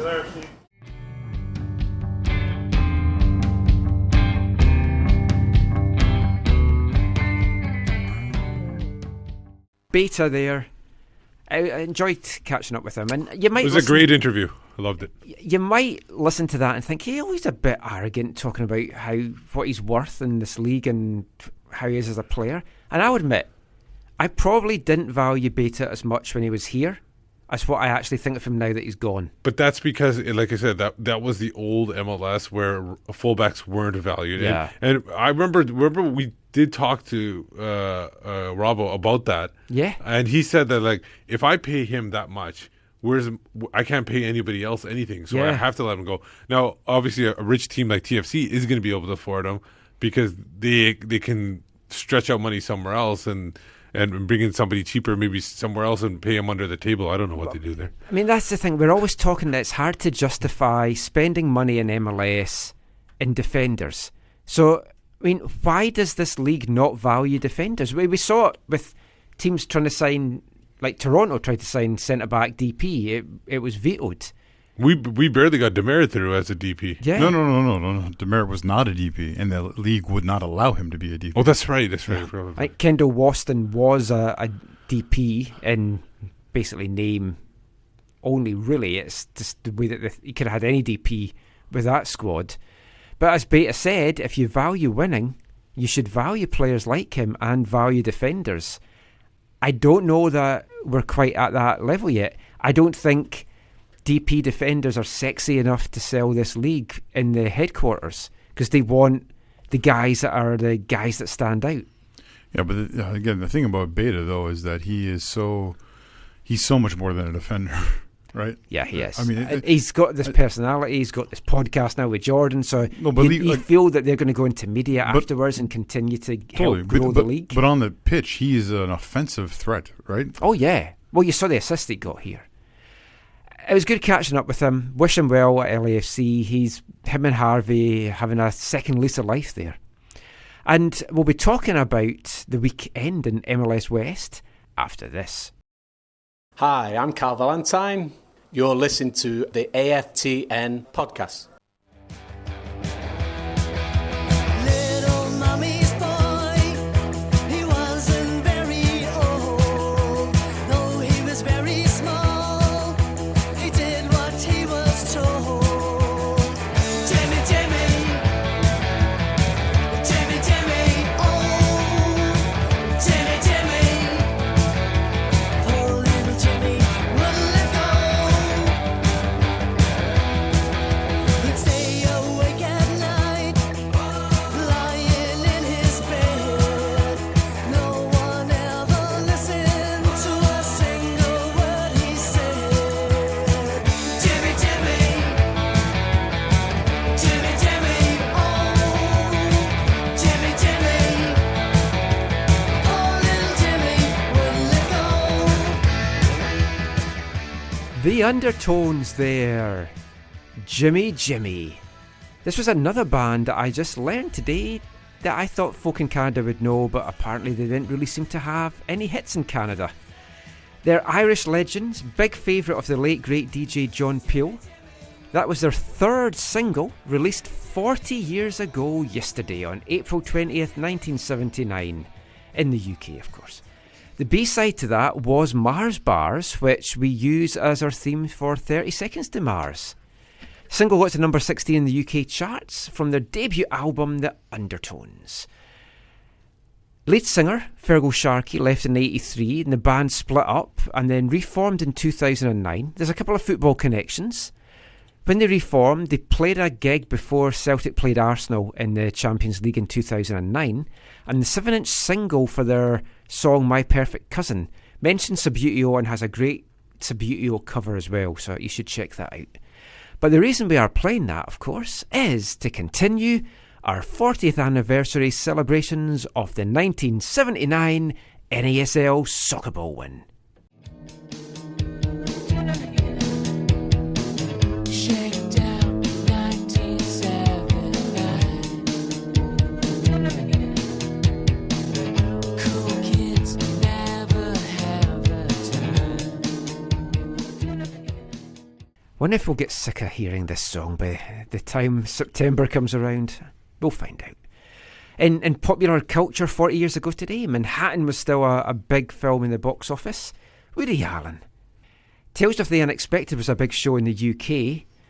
Here, there's a lot of shows came out. It's really hard to find what shows were released at what time. I've got lots of shows that came out in 1979, and I find it hard to find out what was on what specific weeks. The thing is, in I don't know what it was like in '79, but ever since I can remember, most shows either start in September and they go for a full year until May. There's very few shows that start at different parts of the year. You'll get like a mini series, but I don't think you'll get very many shows. Well, that's changed now. Now, especially with streaming. 79. But back in 79, you had some big things like Dukes of Hazzard was on, and Benson. It's a comedy show, started in 1979. Lots of other stuff as well. Music-wise, there was a new number one song in Canada. I was a Canadian icon that was number one, Anne Murray. She spent 1 week at the top this week with her single I Just Fall in Love Again, which I listened to today and was pretty dreadful. Also a new number one in the US, the disco hit Knock on Wood by Amy Stewart, a song which didn't get to number one in Canada until May 5th and only reached number 6 in the UK. And in the UK charts this week were still dominated by Art Garfunkel's Bright Eyes from the film Watership Down. But we're not here to talk about that. We're here to talk about the Whitecaps playing Portland Timbers in the first Cascadian Derby of 1979. On April 20th, it was played.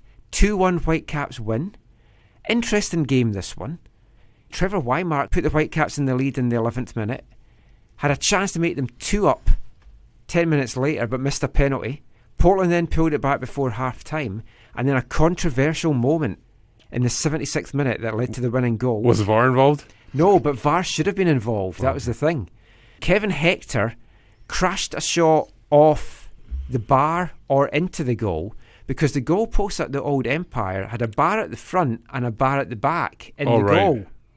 For stabilization. Yeah, in 1978, a ball had hit the bar at the back and came out and a goal wasn't given. Oh. And then replays showed it had gone in. Like 66. Yeah, well, that's just a complete farce. Don't get me started on that.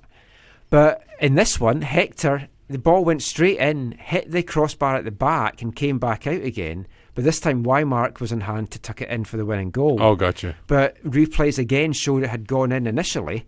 And the very next day, because there was so much of an outcry, they went and removed those bars forever from the goals at Empire.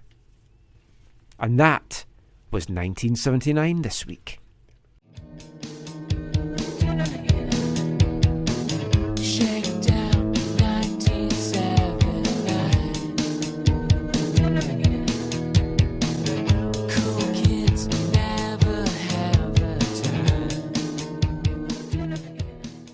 But we're moving into the future, or present day, 40 years in fact, to cover the MLS West news of the week. Rounding up what's happened in MLS this weekend. Now the Caps finished the weekend third bottom of the West, 5 points back off a playoff place. It's not that big a gap to close. I mean, things feel like we're so distant from the rest of the league, but we're 5 points out right I'm now. almost sure, I saw this before any of today's matches. Although I don't think any of today's matches were doing well. All the people that were not in all the teams not in the playoffs, we have the best goal differential. Because we haven't been blown out. We haven't been blown out by anybody. It's always been 1-goal losses. Interesting. Yeah. It was the oh no, we've come wearing the same thing weekend across the league. I couldn't figure out. I was watched replays. Can't figure out who was what team. Honestly, I know, because what they had on the TV is they would have, like, say, Columbus, and they would have their name in dark blue, but then underneath them they had the light blue. Yeah. And then they had the other team in light blue, and underneath was the dark blue. And you're like, didn't make sense. What? My wife was not really paying any attention. She was reading a book, and I was watching the LAFC game today, and she looked up and she went, "You watching the Whitecaps game again?" I was like, "No, this is a different game." And she's like, "Why are they wearing the same strip?" I was like, "Exactly. Let's get you on the show." It was for a good cause. Yeah, I was going to say let's talk about the other side of it, because I agree with you in principle, but at least it was for a good cause, right? Well, was it? Well, do you want that much plastic in your oceans? Okay, it's for a and good kill cause, everything. But how much actual attention does it draw to it? Is it not just a bullshit marketing gimmick? It's got you talking. It's got you talking about how annoyed I am. Cue up angry bastard. But I'm sure if I'm not mistaken, all the money, some of the proceeds are going to the ocean funds. Am I mistaken on that? I don't know. I thought I heard some kind of release about the strips when they did that. I don't know. It's the same guys that do that commercial on TV, and they sell this bracelet made of plastic from the oceans, and all their money goes to the cleanup. I know Adidas has been doing this for a number of years with a bunch of their clubs around the world, right? So, I think there's some kind of connection to... Yeah. Teams should be playing, though, in their proper colours. I didn't like that every team played in the same colour combination. It's like, have a bit of variety. And the kits were bland as hell. Couldn't they colour the kits even if they were recycled? Yeah, they could do whatever they wanted with them. And other countries have done stuff as well with it.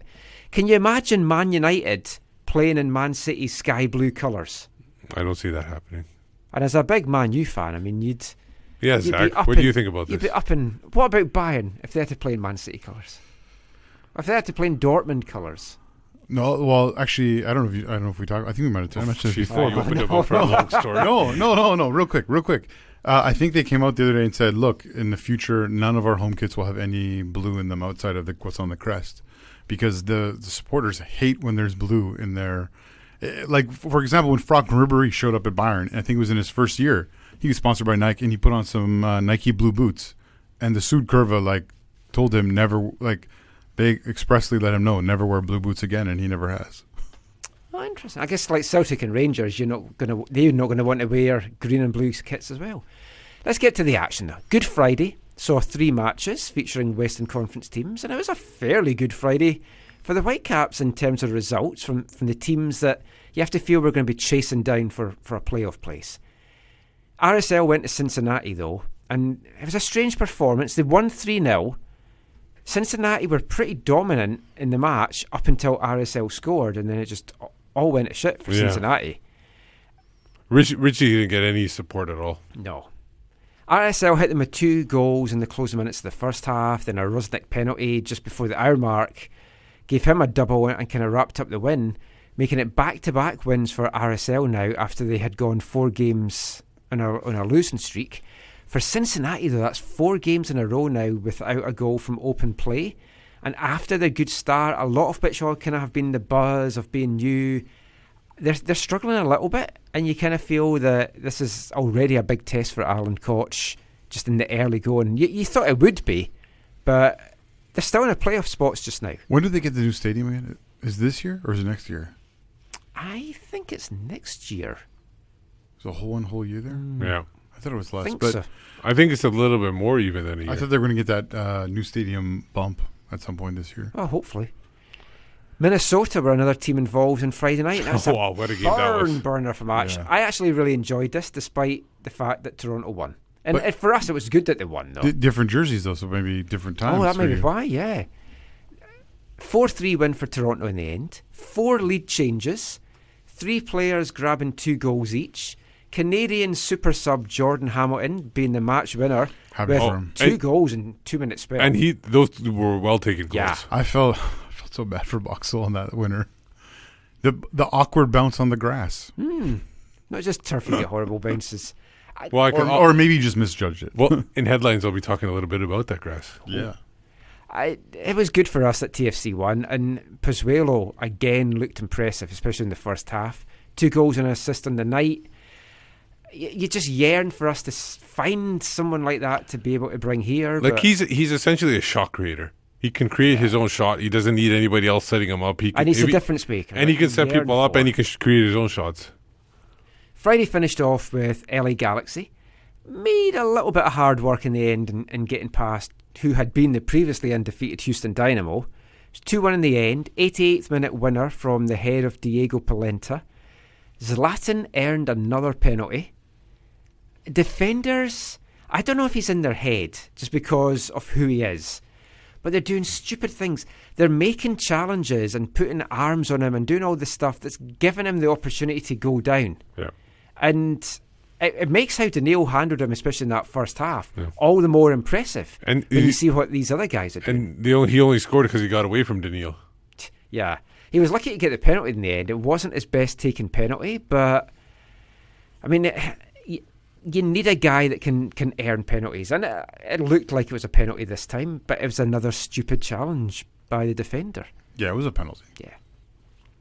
There was only one winless team now left in MLS, and that's Colorado Rapids. My tips to be the dark horses, maybe not quite working out. They went down to a heavy 4-1 loss in Chicago, and they looked bad. They finished with 10 men. Jack Price got sent off late on. I thought it was 9. No, that's not that was a Toronto game. That was a Toronto game, sorry. Oh, yeah, when Minnesota finished with 9 men. I forgot about that. The only bright spot, really, for Colorado was Kai Kamara got his 5th goal of the season. Equalising header. Yep. Good for Tied him. it up. Stayed that way for a big chunk of the match as well. He's got 5 goals, whereas our whole attack, or our whole team's got 6. I don't think that fact would be lost on Kai Kamara. I'm sure it would. Well, if somebody can remind him that his defense has allowed a lot more goals than the Whitecaps have. I'm sure we'll have some banter that's not lost with him on Kai Kamara when he's here. But yeah, I mean, it stayed 1-1 until Chicago then just kind of ran riot in the second half. You have to feel, I talked about this, about some coaches in MLS, their jobs are in peril. Anthony Hudson. I think he's done. How much longer can he hang on? I don't think he's here past the end of May. I was saying Does he June. even make it past the end of April at this rate? Because isn't there a Gold Cup break? Yeah. Expect a firing at that point. He's your... If he he's discontinues. He's the He's Kiwi. a Kiwi. Yeah. Well, his Kiwi coach is English. Right. And he's a great guy to speak to, which is a shame, because when we spoke last year, he was quite open. And I like coaches that are open, especially when you've not spoken to them before. and then they're just really open and they talk to you about stuff. Well, Bob Bradley seemed open with Steve. Yeah, he was very open. Very forward. Yes. Using the language of the everyday man. He wanted to talk about things that even Steve didn't want to talk about. He only had, we'll talk about Hudson, he's only had 8 wins and 10 draws in 44 games. Yeah. That means 26 losses. Not a great record. He can't hang on for too much longer, surely. You don't want to call for managers to go, but they need something to change there. They've changed the squad and it's not happening. You have to change the coach. Well, you are the changing of the guard there because Howard's retiring, right? Yeah. This is his farewell tour. Yeah, he'll be crossing the line at the end of the year. Another coach who's not having a great year at all is the Atlanta coach. Frank de Boer. And he is another one. Does he hang on past the summer? I want to give a quick funny story. I was on Twitter. All of a sudden, I see a retweet from Joe DZ of the preview show, and he retweets the welcoming tweet of Atlanta to de Boer, like when he got hired. Oh, yes. And then when I saw that, I go, oh, shit, Atlanta lost again. That's that first, right away, I knew what had happened. Yeah, 2-1 loss. Now, they played well for chunks of the second half. They were quite dominant for a big chunk of the second half. Dallas took a 6-minute lead. Atlanta had so many chances. Breck Shea missed an open goal, and it was from a tight angle. I will say that. I had that on. And the commentators were shocked that he had missed an open goal. Yeah, did you not tweet in a GIF of last year? No, I did tweet. I don't know how they were shocked. Yeah, I got a lot of retweets. It was a tight angle. He needs to finish. A former designated player in a team needs to finish a chance like that. But Martinez missed a good chance. There was a couple of other sitters missed as well. And then where he put it just like by the post when he should have won it. Yeah. Dallas then made it a 2-goal lead in the 84th, and although Atlanta pulled one back, it's in the 97th minute. Yeah, it was a penalty, right? Yeah. I was talking to someone. I can't remember all of our thoughts originally when Frank de Boer came, although I think pretty sure we said he had big shoes to fill, and you would hope he doesn't fall into the trap he's had at his previous 3 clubs. But I was talking to someone who's Dutch, who's a big Ajax person. You'll see him at BC Place or training, always wearing his Ajax hat.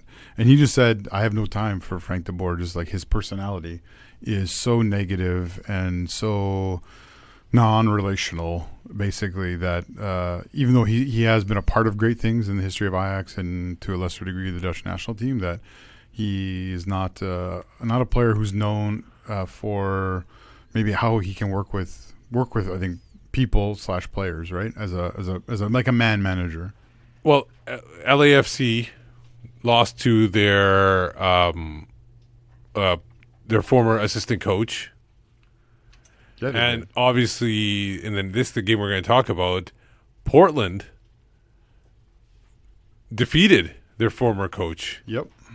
So there you go, right there. And Portland's no longer undefeated. Do you know what? Winless. I never actually clicked about that. Yeah. When I was watching the game and stuff, you and then writing the report, did you just think he was on Portland? I didn't really. I only watched the highlights. I didn't pay any attention to it, so I didn't think too much about it. But yeah, Timbers 3-1 win, first win of the season. First time they'd led a game since the first game of the season. 2 goals in 4 first half minutes is what got them in that 2-0 lead. And Columbus did pull it back. That goal was incredible. That goal was... Attanella, howler. No, but the finish. Oh, lovely finish. Yeah. But I don't know what he was even... I think he slipped. Stoppage time winner, or tying it up from Jorge Moreira. I don't see the Timbers all building on this, which is what you want to do after a win. Like we didn't. The Timbers now go to Toronto. Yeah. Well, next Saturday. Yeah. They've got Columbus this weekend, and then they have to go back to play Toronto. Well, maybe they stay in the East. They don't do that, though. I know. For some reason. I mean, maybe hotels are more expensive these than fixtures, so it's absolutely ridiculous. And I know it's our rivals, and yay, great, but come on. That is just terrible scheduling. Yeah. Now, if you think that was a shock, this next game. When I saw... I hadn't seen the result. Har sent me a message going, San Jose's just thumped Kansas City. And I'm like, what? And then I checked it, and they thumped them. Yeah. They were dominant. But it could have been different. Now, it could have been because Chris Wondolowski didn't start. Or did he? No, I can't remember. I don't think he did, yeah. Didn't get in the score sheet either. He's never going to break this record. San Jose were 2 goals up in 12 minutes. Danny Housson, 2 good goals. You think, okay, they're going to be coasting. But KC missed a penalty when they were 2-0 down. Namath right over the bar. Could that have been a difference maker? Well, of course. Would that have allowed them to get back in? Well, yeah. But we all know 2-0 is the most dangerous lead in the league. Turning the pressure up. Not a great night for them. They also lost Matt Beasler to injury. Lovely third goal, though, by the Quakes. Shea Salinas. Shea now. Yeah. Shea now. But the last thing we need is San Jose starting to find their feet and look good. Yeah, they won't. I don't know. This is just one of those things. They've had 3 good performances now in a row and a couple of wins. It depends on if they prefer to be 2-0 up or 4-0 down. Yeah. I prefer it to be 4-0 down. Now the match of the week, as promised. Yes. Or kind of advertised. It was the result of the week for me. LAFC 4, Seattle Flounders 1. It was a joy watching LA in this one for a couple of reasons. They played some lovely football, but also they hammered Seattle. Yeah. Mark Anthony Kay, a hat trick of assists. Only his first the first and third were real. So the second one, I think, was one of those MLS second assist things. Yeah, he got it though. But the one on the first goal, beautiful pass. 2 more goals from Carlos Vela. 9 now for the season for him. Seattle, they pulled one back, and I thought, how are they back in this? Because they shouldn't have been. Harry they Shipp, right? weren't. Yeah, superstar Harry Shipp. Super sub, I should say. They were missing some players. Rui Diaz, Marshall, someone else as well. I can't remember who it was. Just a couple of their top players. Yeah, just a few. But they looked second best in this. And it kind of makes you think, our performance, albeit against a makeshift defence, did look good. And now they meet next Sunday in Seattle. Oh, yeah. That's just, scheduling. Again, more bizarre scheduling. I've trumpeted this in the past. The league needs to have this thing where... you play in an ideal scenario, a league should be where you play everyone once, and then you play them in the second half of the season, you play them once again. You played them home in the first half, you play them away in the second half. I mean, we've seen it with us. We've had San Jose back-to-back last season, which could have been really telling games, and split the season up. But that was the MLS West for this week. We're just going to round off this section with wavelength time. And we're continuing Football Violence Awareness Month. Now, we heard from Marc Dos Santos in part 2, from Quebec, speaks French. We heard from Max Crepeau in part 3, from Quebec, speaks French. So I thought, I'm going to make things a little bit different for this week's Wavelength. We're going to bring you a song. Can you guess what? From Quebec in French? No, from France in French. This is a band called Bolshoi, and it's called Hooligan.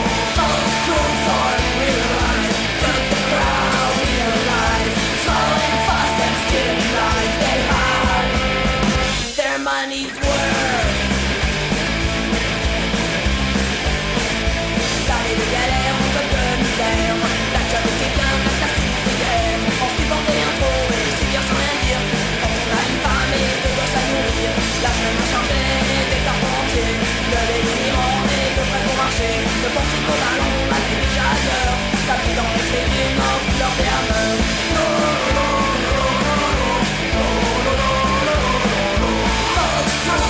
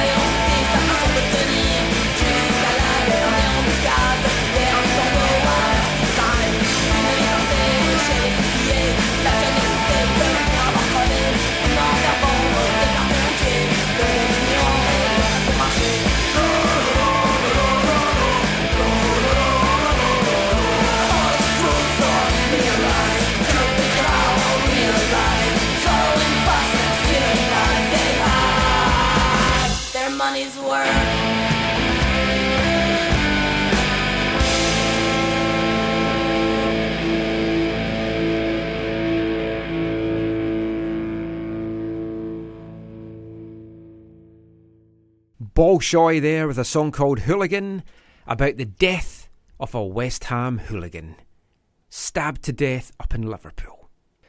But we'll be back in part 5. Hi, I'm Mark Anthony Kay, and you're listening to the AFTN radio show.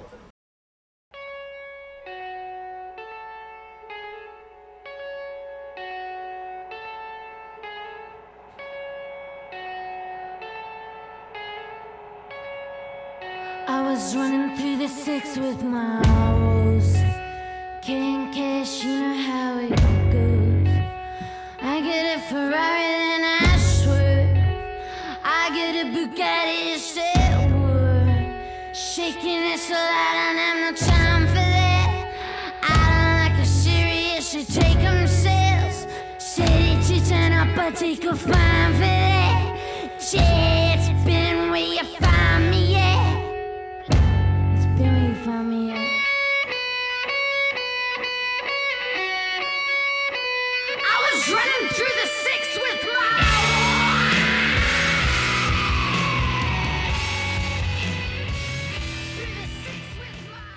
Welcome back to the AFTN Soccer Show on CITR Radio 101.9 FM. I liked that song. It wasn't one of my selections. Tell us what it was, Steve. It was Know Yourself by a Canadian group called Dilly Dally. That was really good. I want to check out more of that. We'll be wrapping up soon because I want to get up early for my cheap eggs. So that How means early? What time? You got to be there at 10? 7. 7? What opens at 7? Walmart. Superstore, Walmart opens at 8 or 7. It's a holiday Monday, isn't it? Or just that? Yeah, just you for- might want to check the hours. But there's lots of Scottish people in Vancouver. I have to get there early ahead of them. Not that many. Colin Miller, me and him will be at the front, banging on the door going, "Where's our cheap lint bunnies?" Well, we're going to, before we get to the headlines, let's talk about the major headline that happened this week.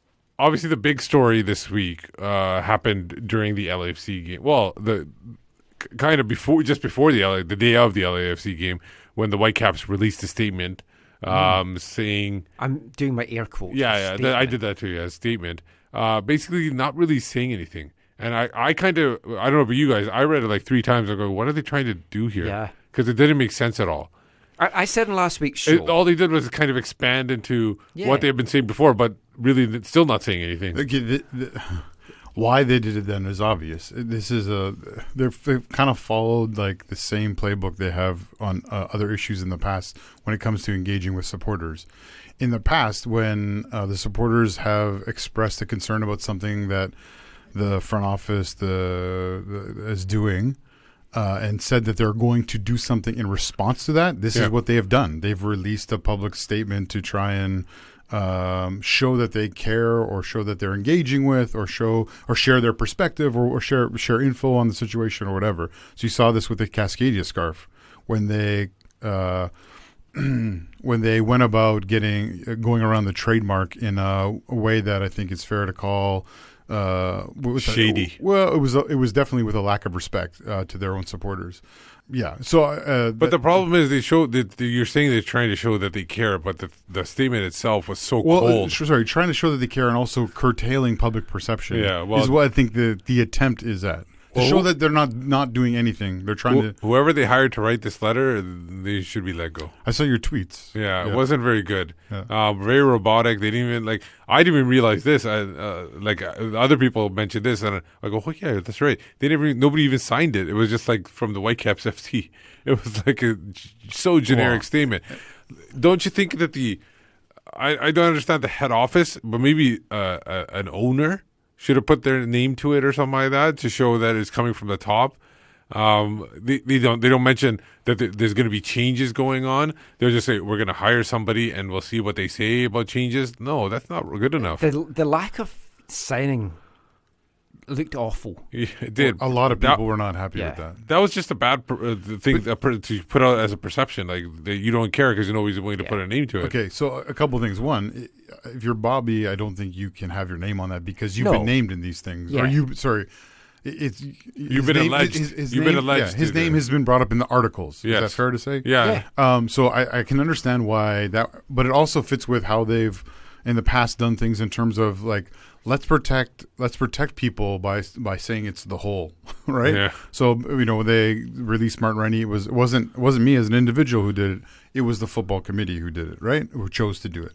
So I think that was part of the mentality behind that. But again, if you read some of the feedback, it was not received. That element was one of the elements that was not received positively. I mean, I said last week they were limited really in what they could say, because if they say too much and say, yep, we did things wrong, they're incriminating themselves, they're leaving them open to whatever further action might happen. And if they don't say nothing, people are like, or if they do say nothing, people are like, well, why are you not saying anything? And they just get abused for that. Or you could release a statement and make it worse by basically saying nothing. And that seems to have been the road that they went down. And right away, the reaction to it online was it was brutal. Yeah. And they just made the situation worse for themselves, I feel. Yeah. The thing is they didn't have to take blame. All they have to say is that I'm just paraphrasing. This wouldn't be my final step. This would be your first draft. Like all they need to say is like, we understand there was horrible things that occurred in 2008. We're going to do everything in our power to get to the bottom of it. We're gonna work with the police. We're gonna work with the women that were part of the team. We're gonna turn over internally what's going on. We're gonna figure out they just never. It was just so robotic the way they said it, and that's why I think it turned everybody off. But so a couple of things about Steve. It fits with their approach to the whole club as a whole. It's a business, and it was a very businessy response. It was a very corporate. It is. You're right there. Corporate type response. So it was not out of character for who they are or how they've chosen to operate. And that's fair. That's not whether you see that as positive or negative, whatever. But I think those Steve, in their eyes, they actually have done some of the things you're longing for. In their eyes, obviously not in other people's eyes, but I think in their eyes, them connecting now directly with the VPD on this is their way of saying we're trying to do something. I'm not saying that I'm not saying that's the right thing to do or how to do it or whatever. That's their. This is just my opinion, and this is what it looks like to me. I'm not saying it's the fact or anything. My feeling is that they've turned it over to the VPD only because then they don't have to answer any questions because now they can say it's a police matter. This is a good discussion you guys are having, and this is a discussion I've heard of friends and people who care about football in Vancouver and Canada talk about, because this is part of it. Is some people are very much like when you hear elements of this, you become very enraged and very passionate, and you want something to happen. You think some change needs to happen right now, and it should be at the top of everyone's priority. And then there's the kind of the other perspective of we need to know more of the actual the detailed facts, so that we know, to know how this should proceed. Exactly. Next. I think there should be some kind of public inquiry or something released publicly to show exactly what were the steps taken and what. Like, for example, Karen Larson of CBC talked to the ombudsperson. And tweeted it out. And the team was saying that they were hired to give an idea of what to say or give a recommendation. And she said herself in the tweet that she can't speak to because there's an NDA, which Michael has talked about it weeks before. So she can't speak about the reporter's content, but she did say she was hired to investigate and present facts to the organizations. She was not hired to make a recommendation.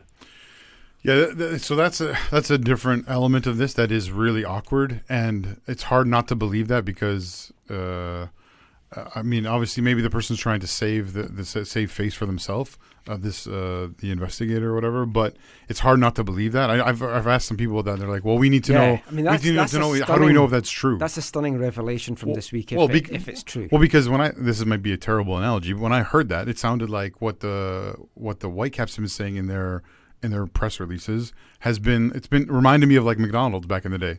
We serve 100% real beef. And then you find out the name of the company was 100% real beef that they were serving, right? Yeah. So when they say no recommendations were made to us, if it's true that this was not part of the person's job to give them recommendations, that's not really great. But there's so many layers to this. The CSA gave a statement to our friend Harjeet Jahal for an article that she was writing for Equalizer Soccer. And they said in their statement as well, the Ombudsman had no recommendation. So that's the line that they're both taking. But when you've got the Ombudsman saying, I wasn't asked to give any.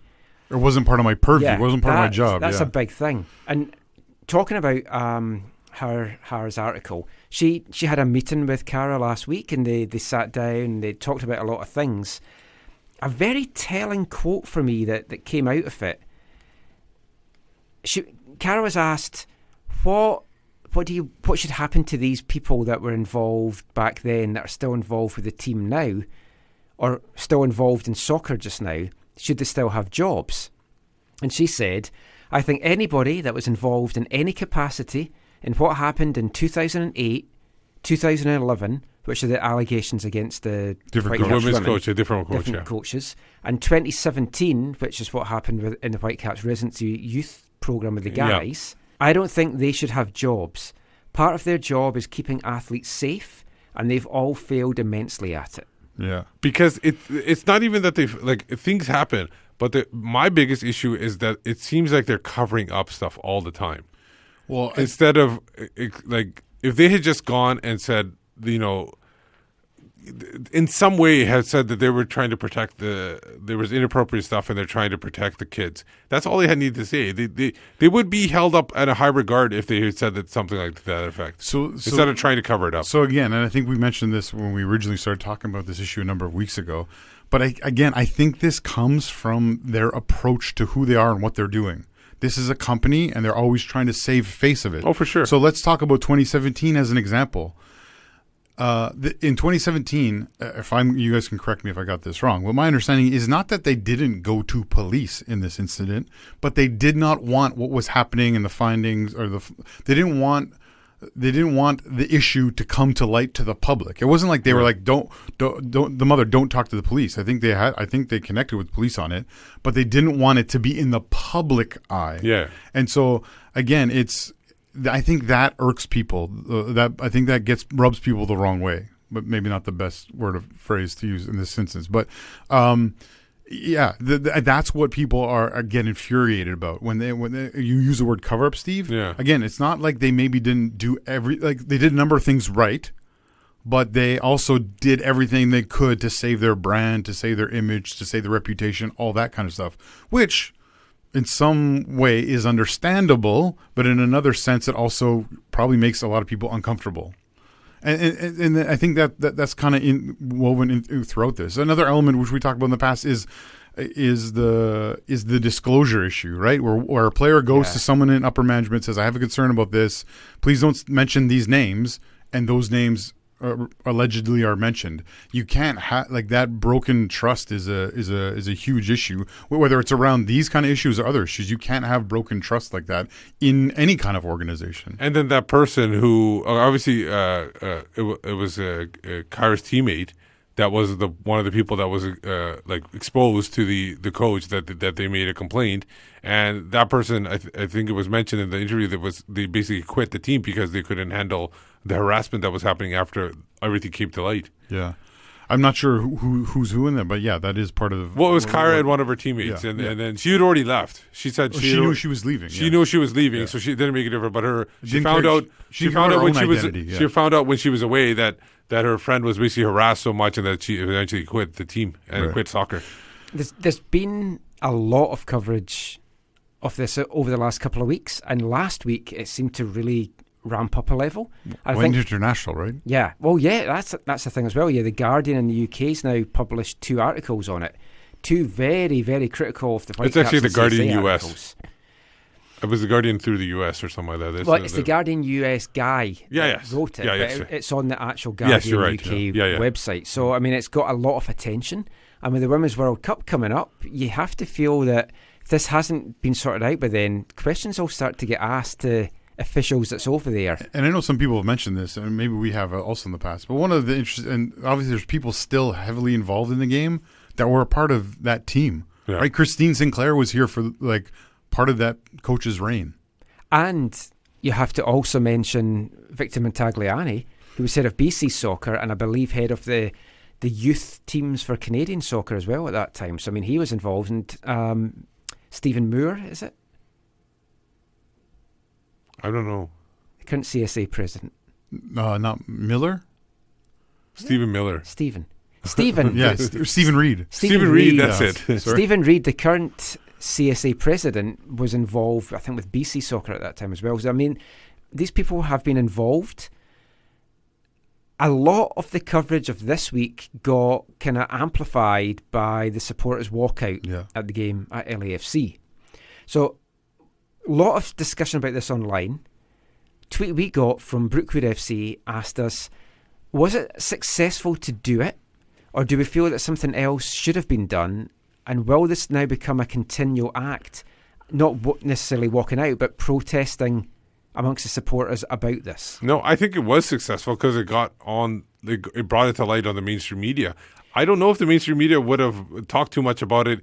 It didn't get mentioned by TSN on the actual obviously game. Obviously, we knew it wouldn't. TSN Radio did. Yeah. And they didn't have to because there's no video there or picture. That was Pete Shad, right? Yeah, Pete Shad mentioned it. But Pete Shad, remember, he works for BC Soccer now as well.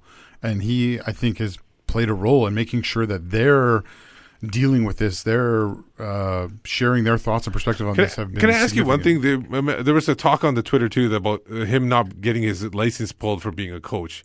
Why can't you get your license pulled for being a coach? If you're a doctor and you do a horrible job, you can get your medical license pulled. A lawyer can get disbarred. So why can't a coach get his license pulled? That doesn't make sense. That's one of the issues, and that's one of the issues for these.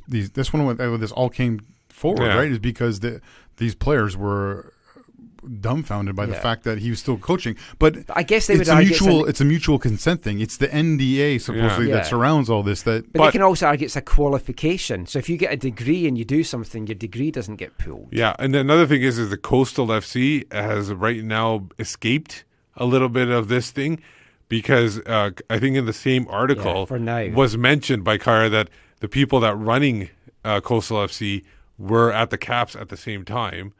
Yeah, and they, if they didn't know exactly what happened, they definitely heard scuttlebutt about what happened, and they should have known what was going on. Or definitely read Kara's Q&A with Jack Reddy, Equalizer. and Jack Reddy, the former coach there, said in his statement that he mentioned it to the people that were hiring him. That didn't you hear this about what happened to him at the Whitecaps?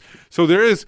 They're probably gonna find their time in the light too about what happened there. I think will have significant ramifications. Yeah. But I think there's a couple of things. One, I think what happened at the game on Wednesday from the supporters, I think was successful, and I think they feel successful. It was successful because all they want is to support these players. And to see the truth come to light, and for the change that the players want, that's what they long for. And so I think this was a step. My concern is this, because I'm a little bit torn in all this. In one sense, it's kind of like you need to allow time for like all this to play out.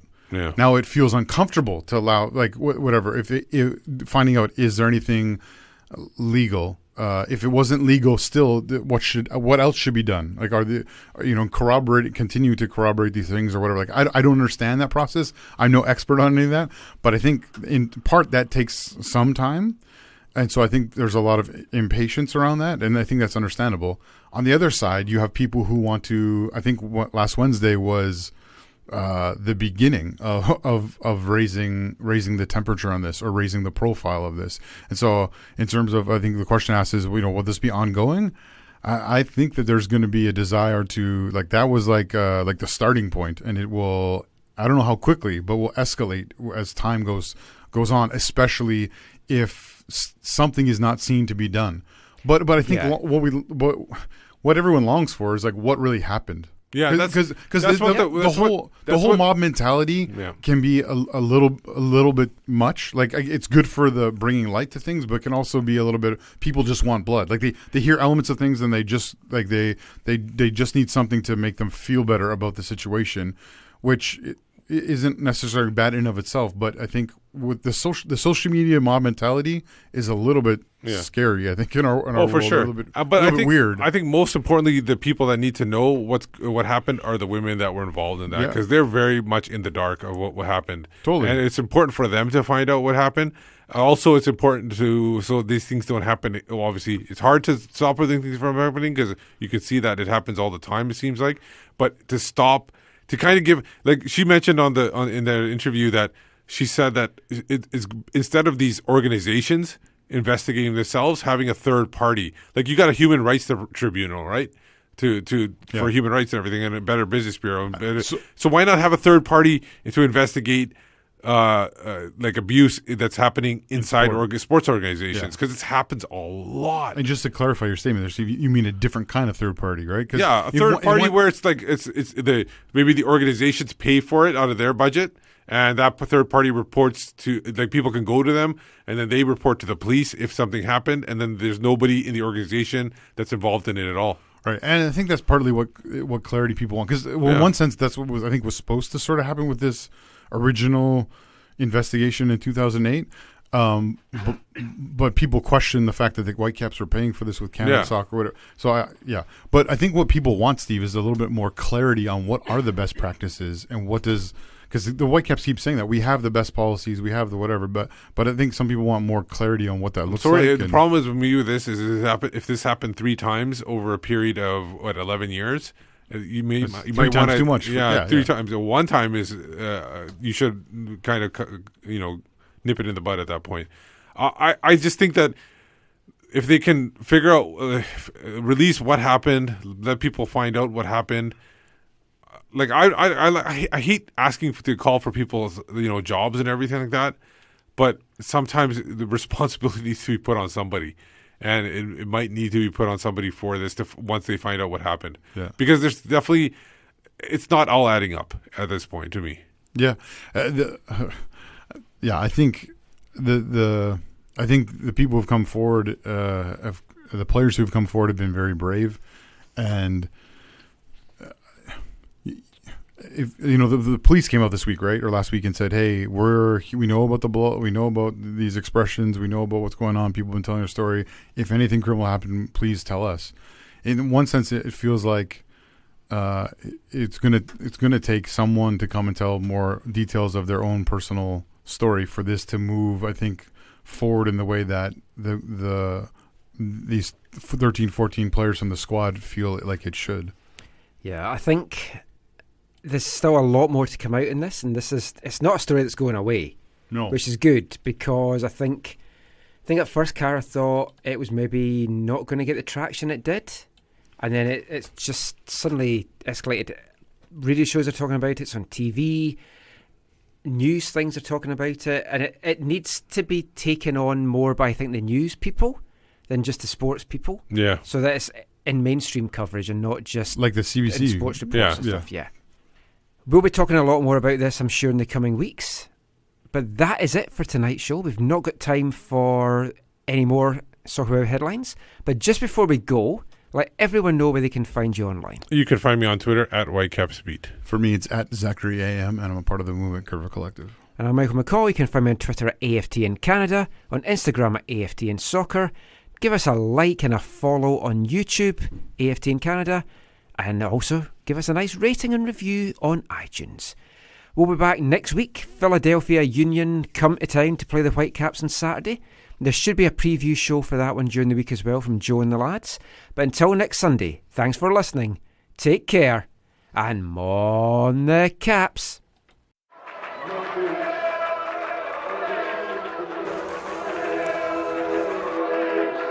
Going to your first match is an experience you never forget.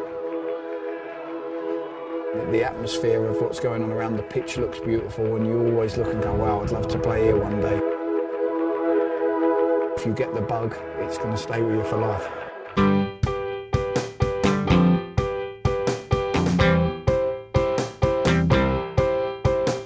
10 minutes left. Yeah, but there's still some time. It's not the final score. We need more than the numbers we're given. Show us you live and breathe. The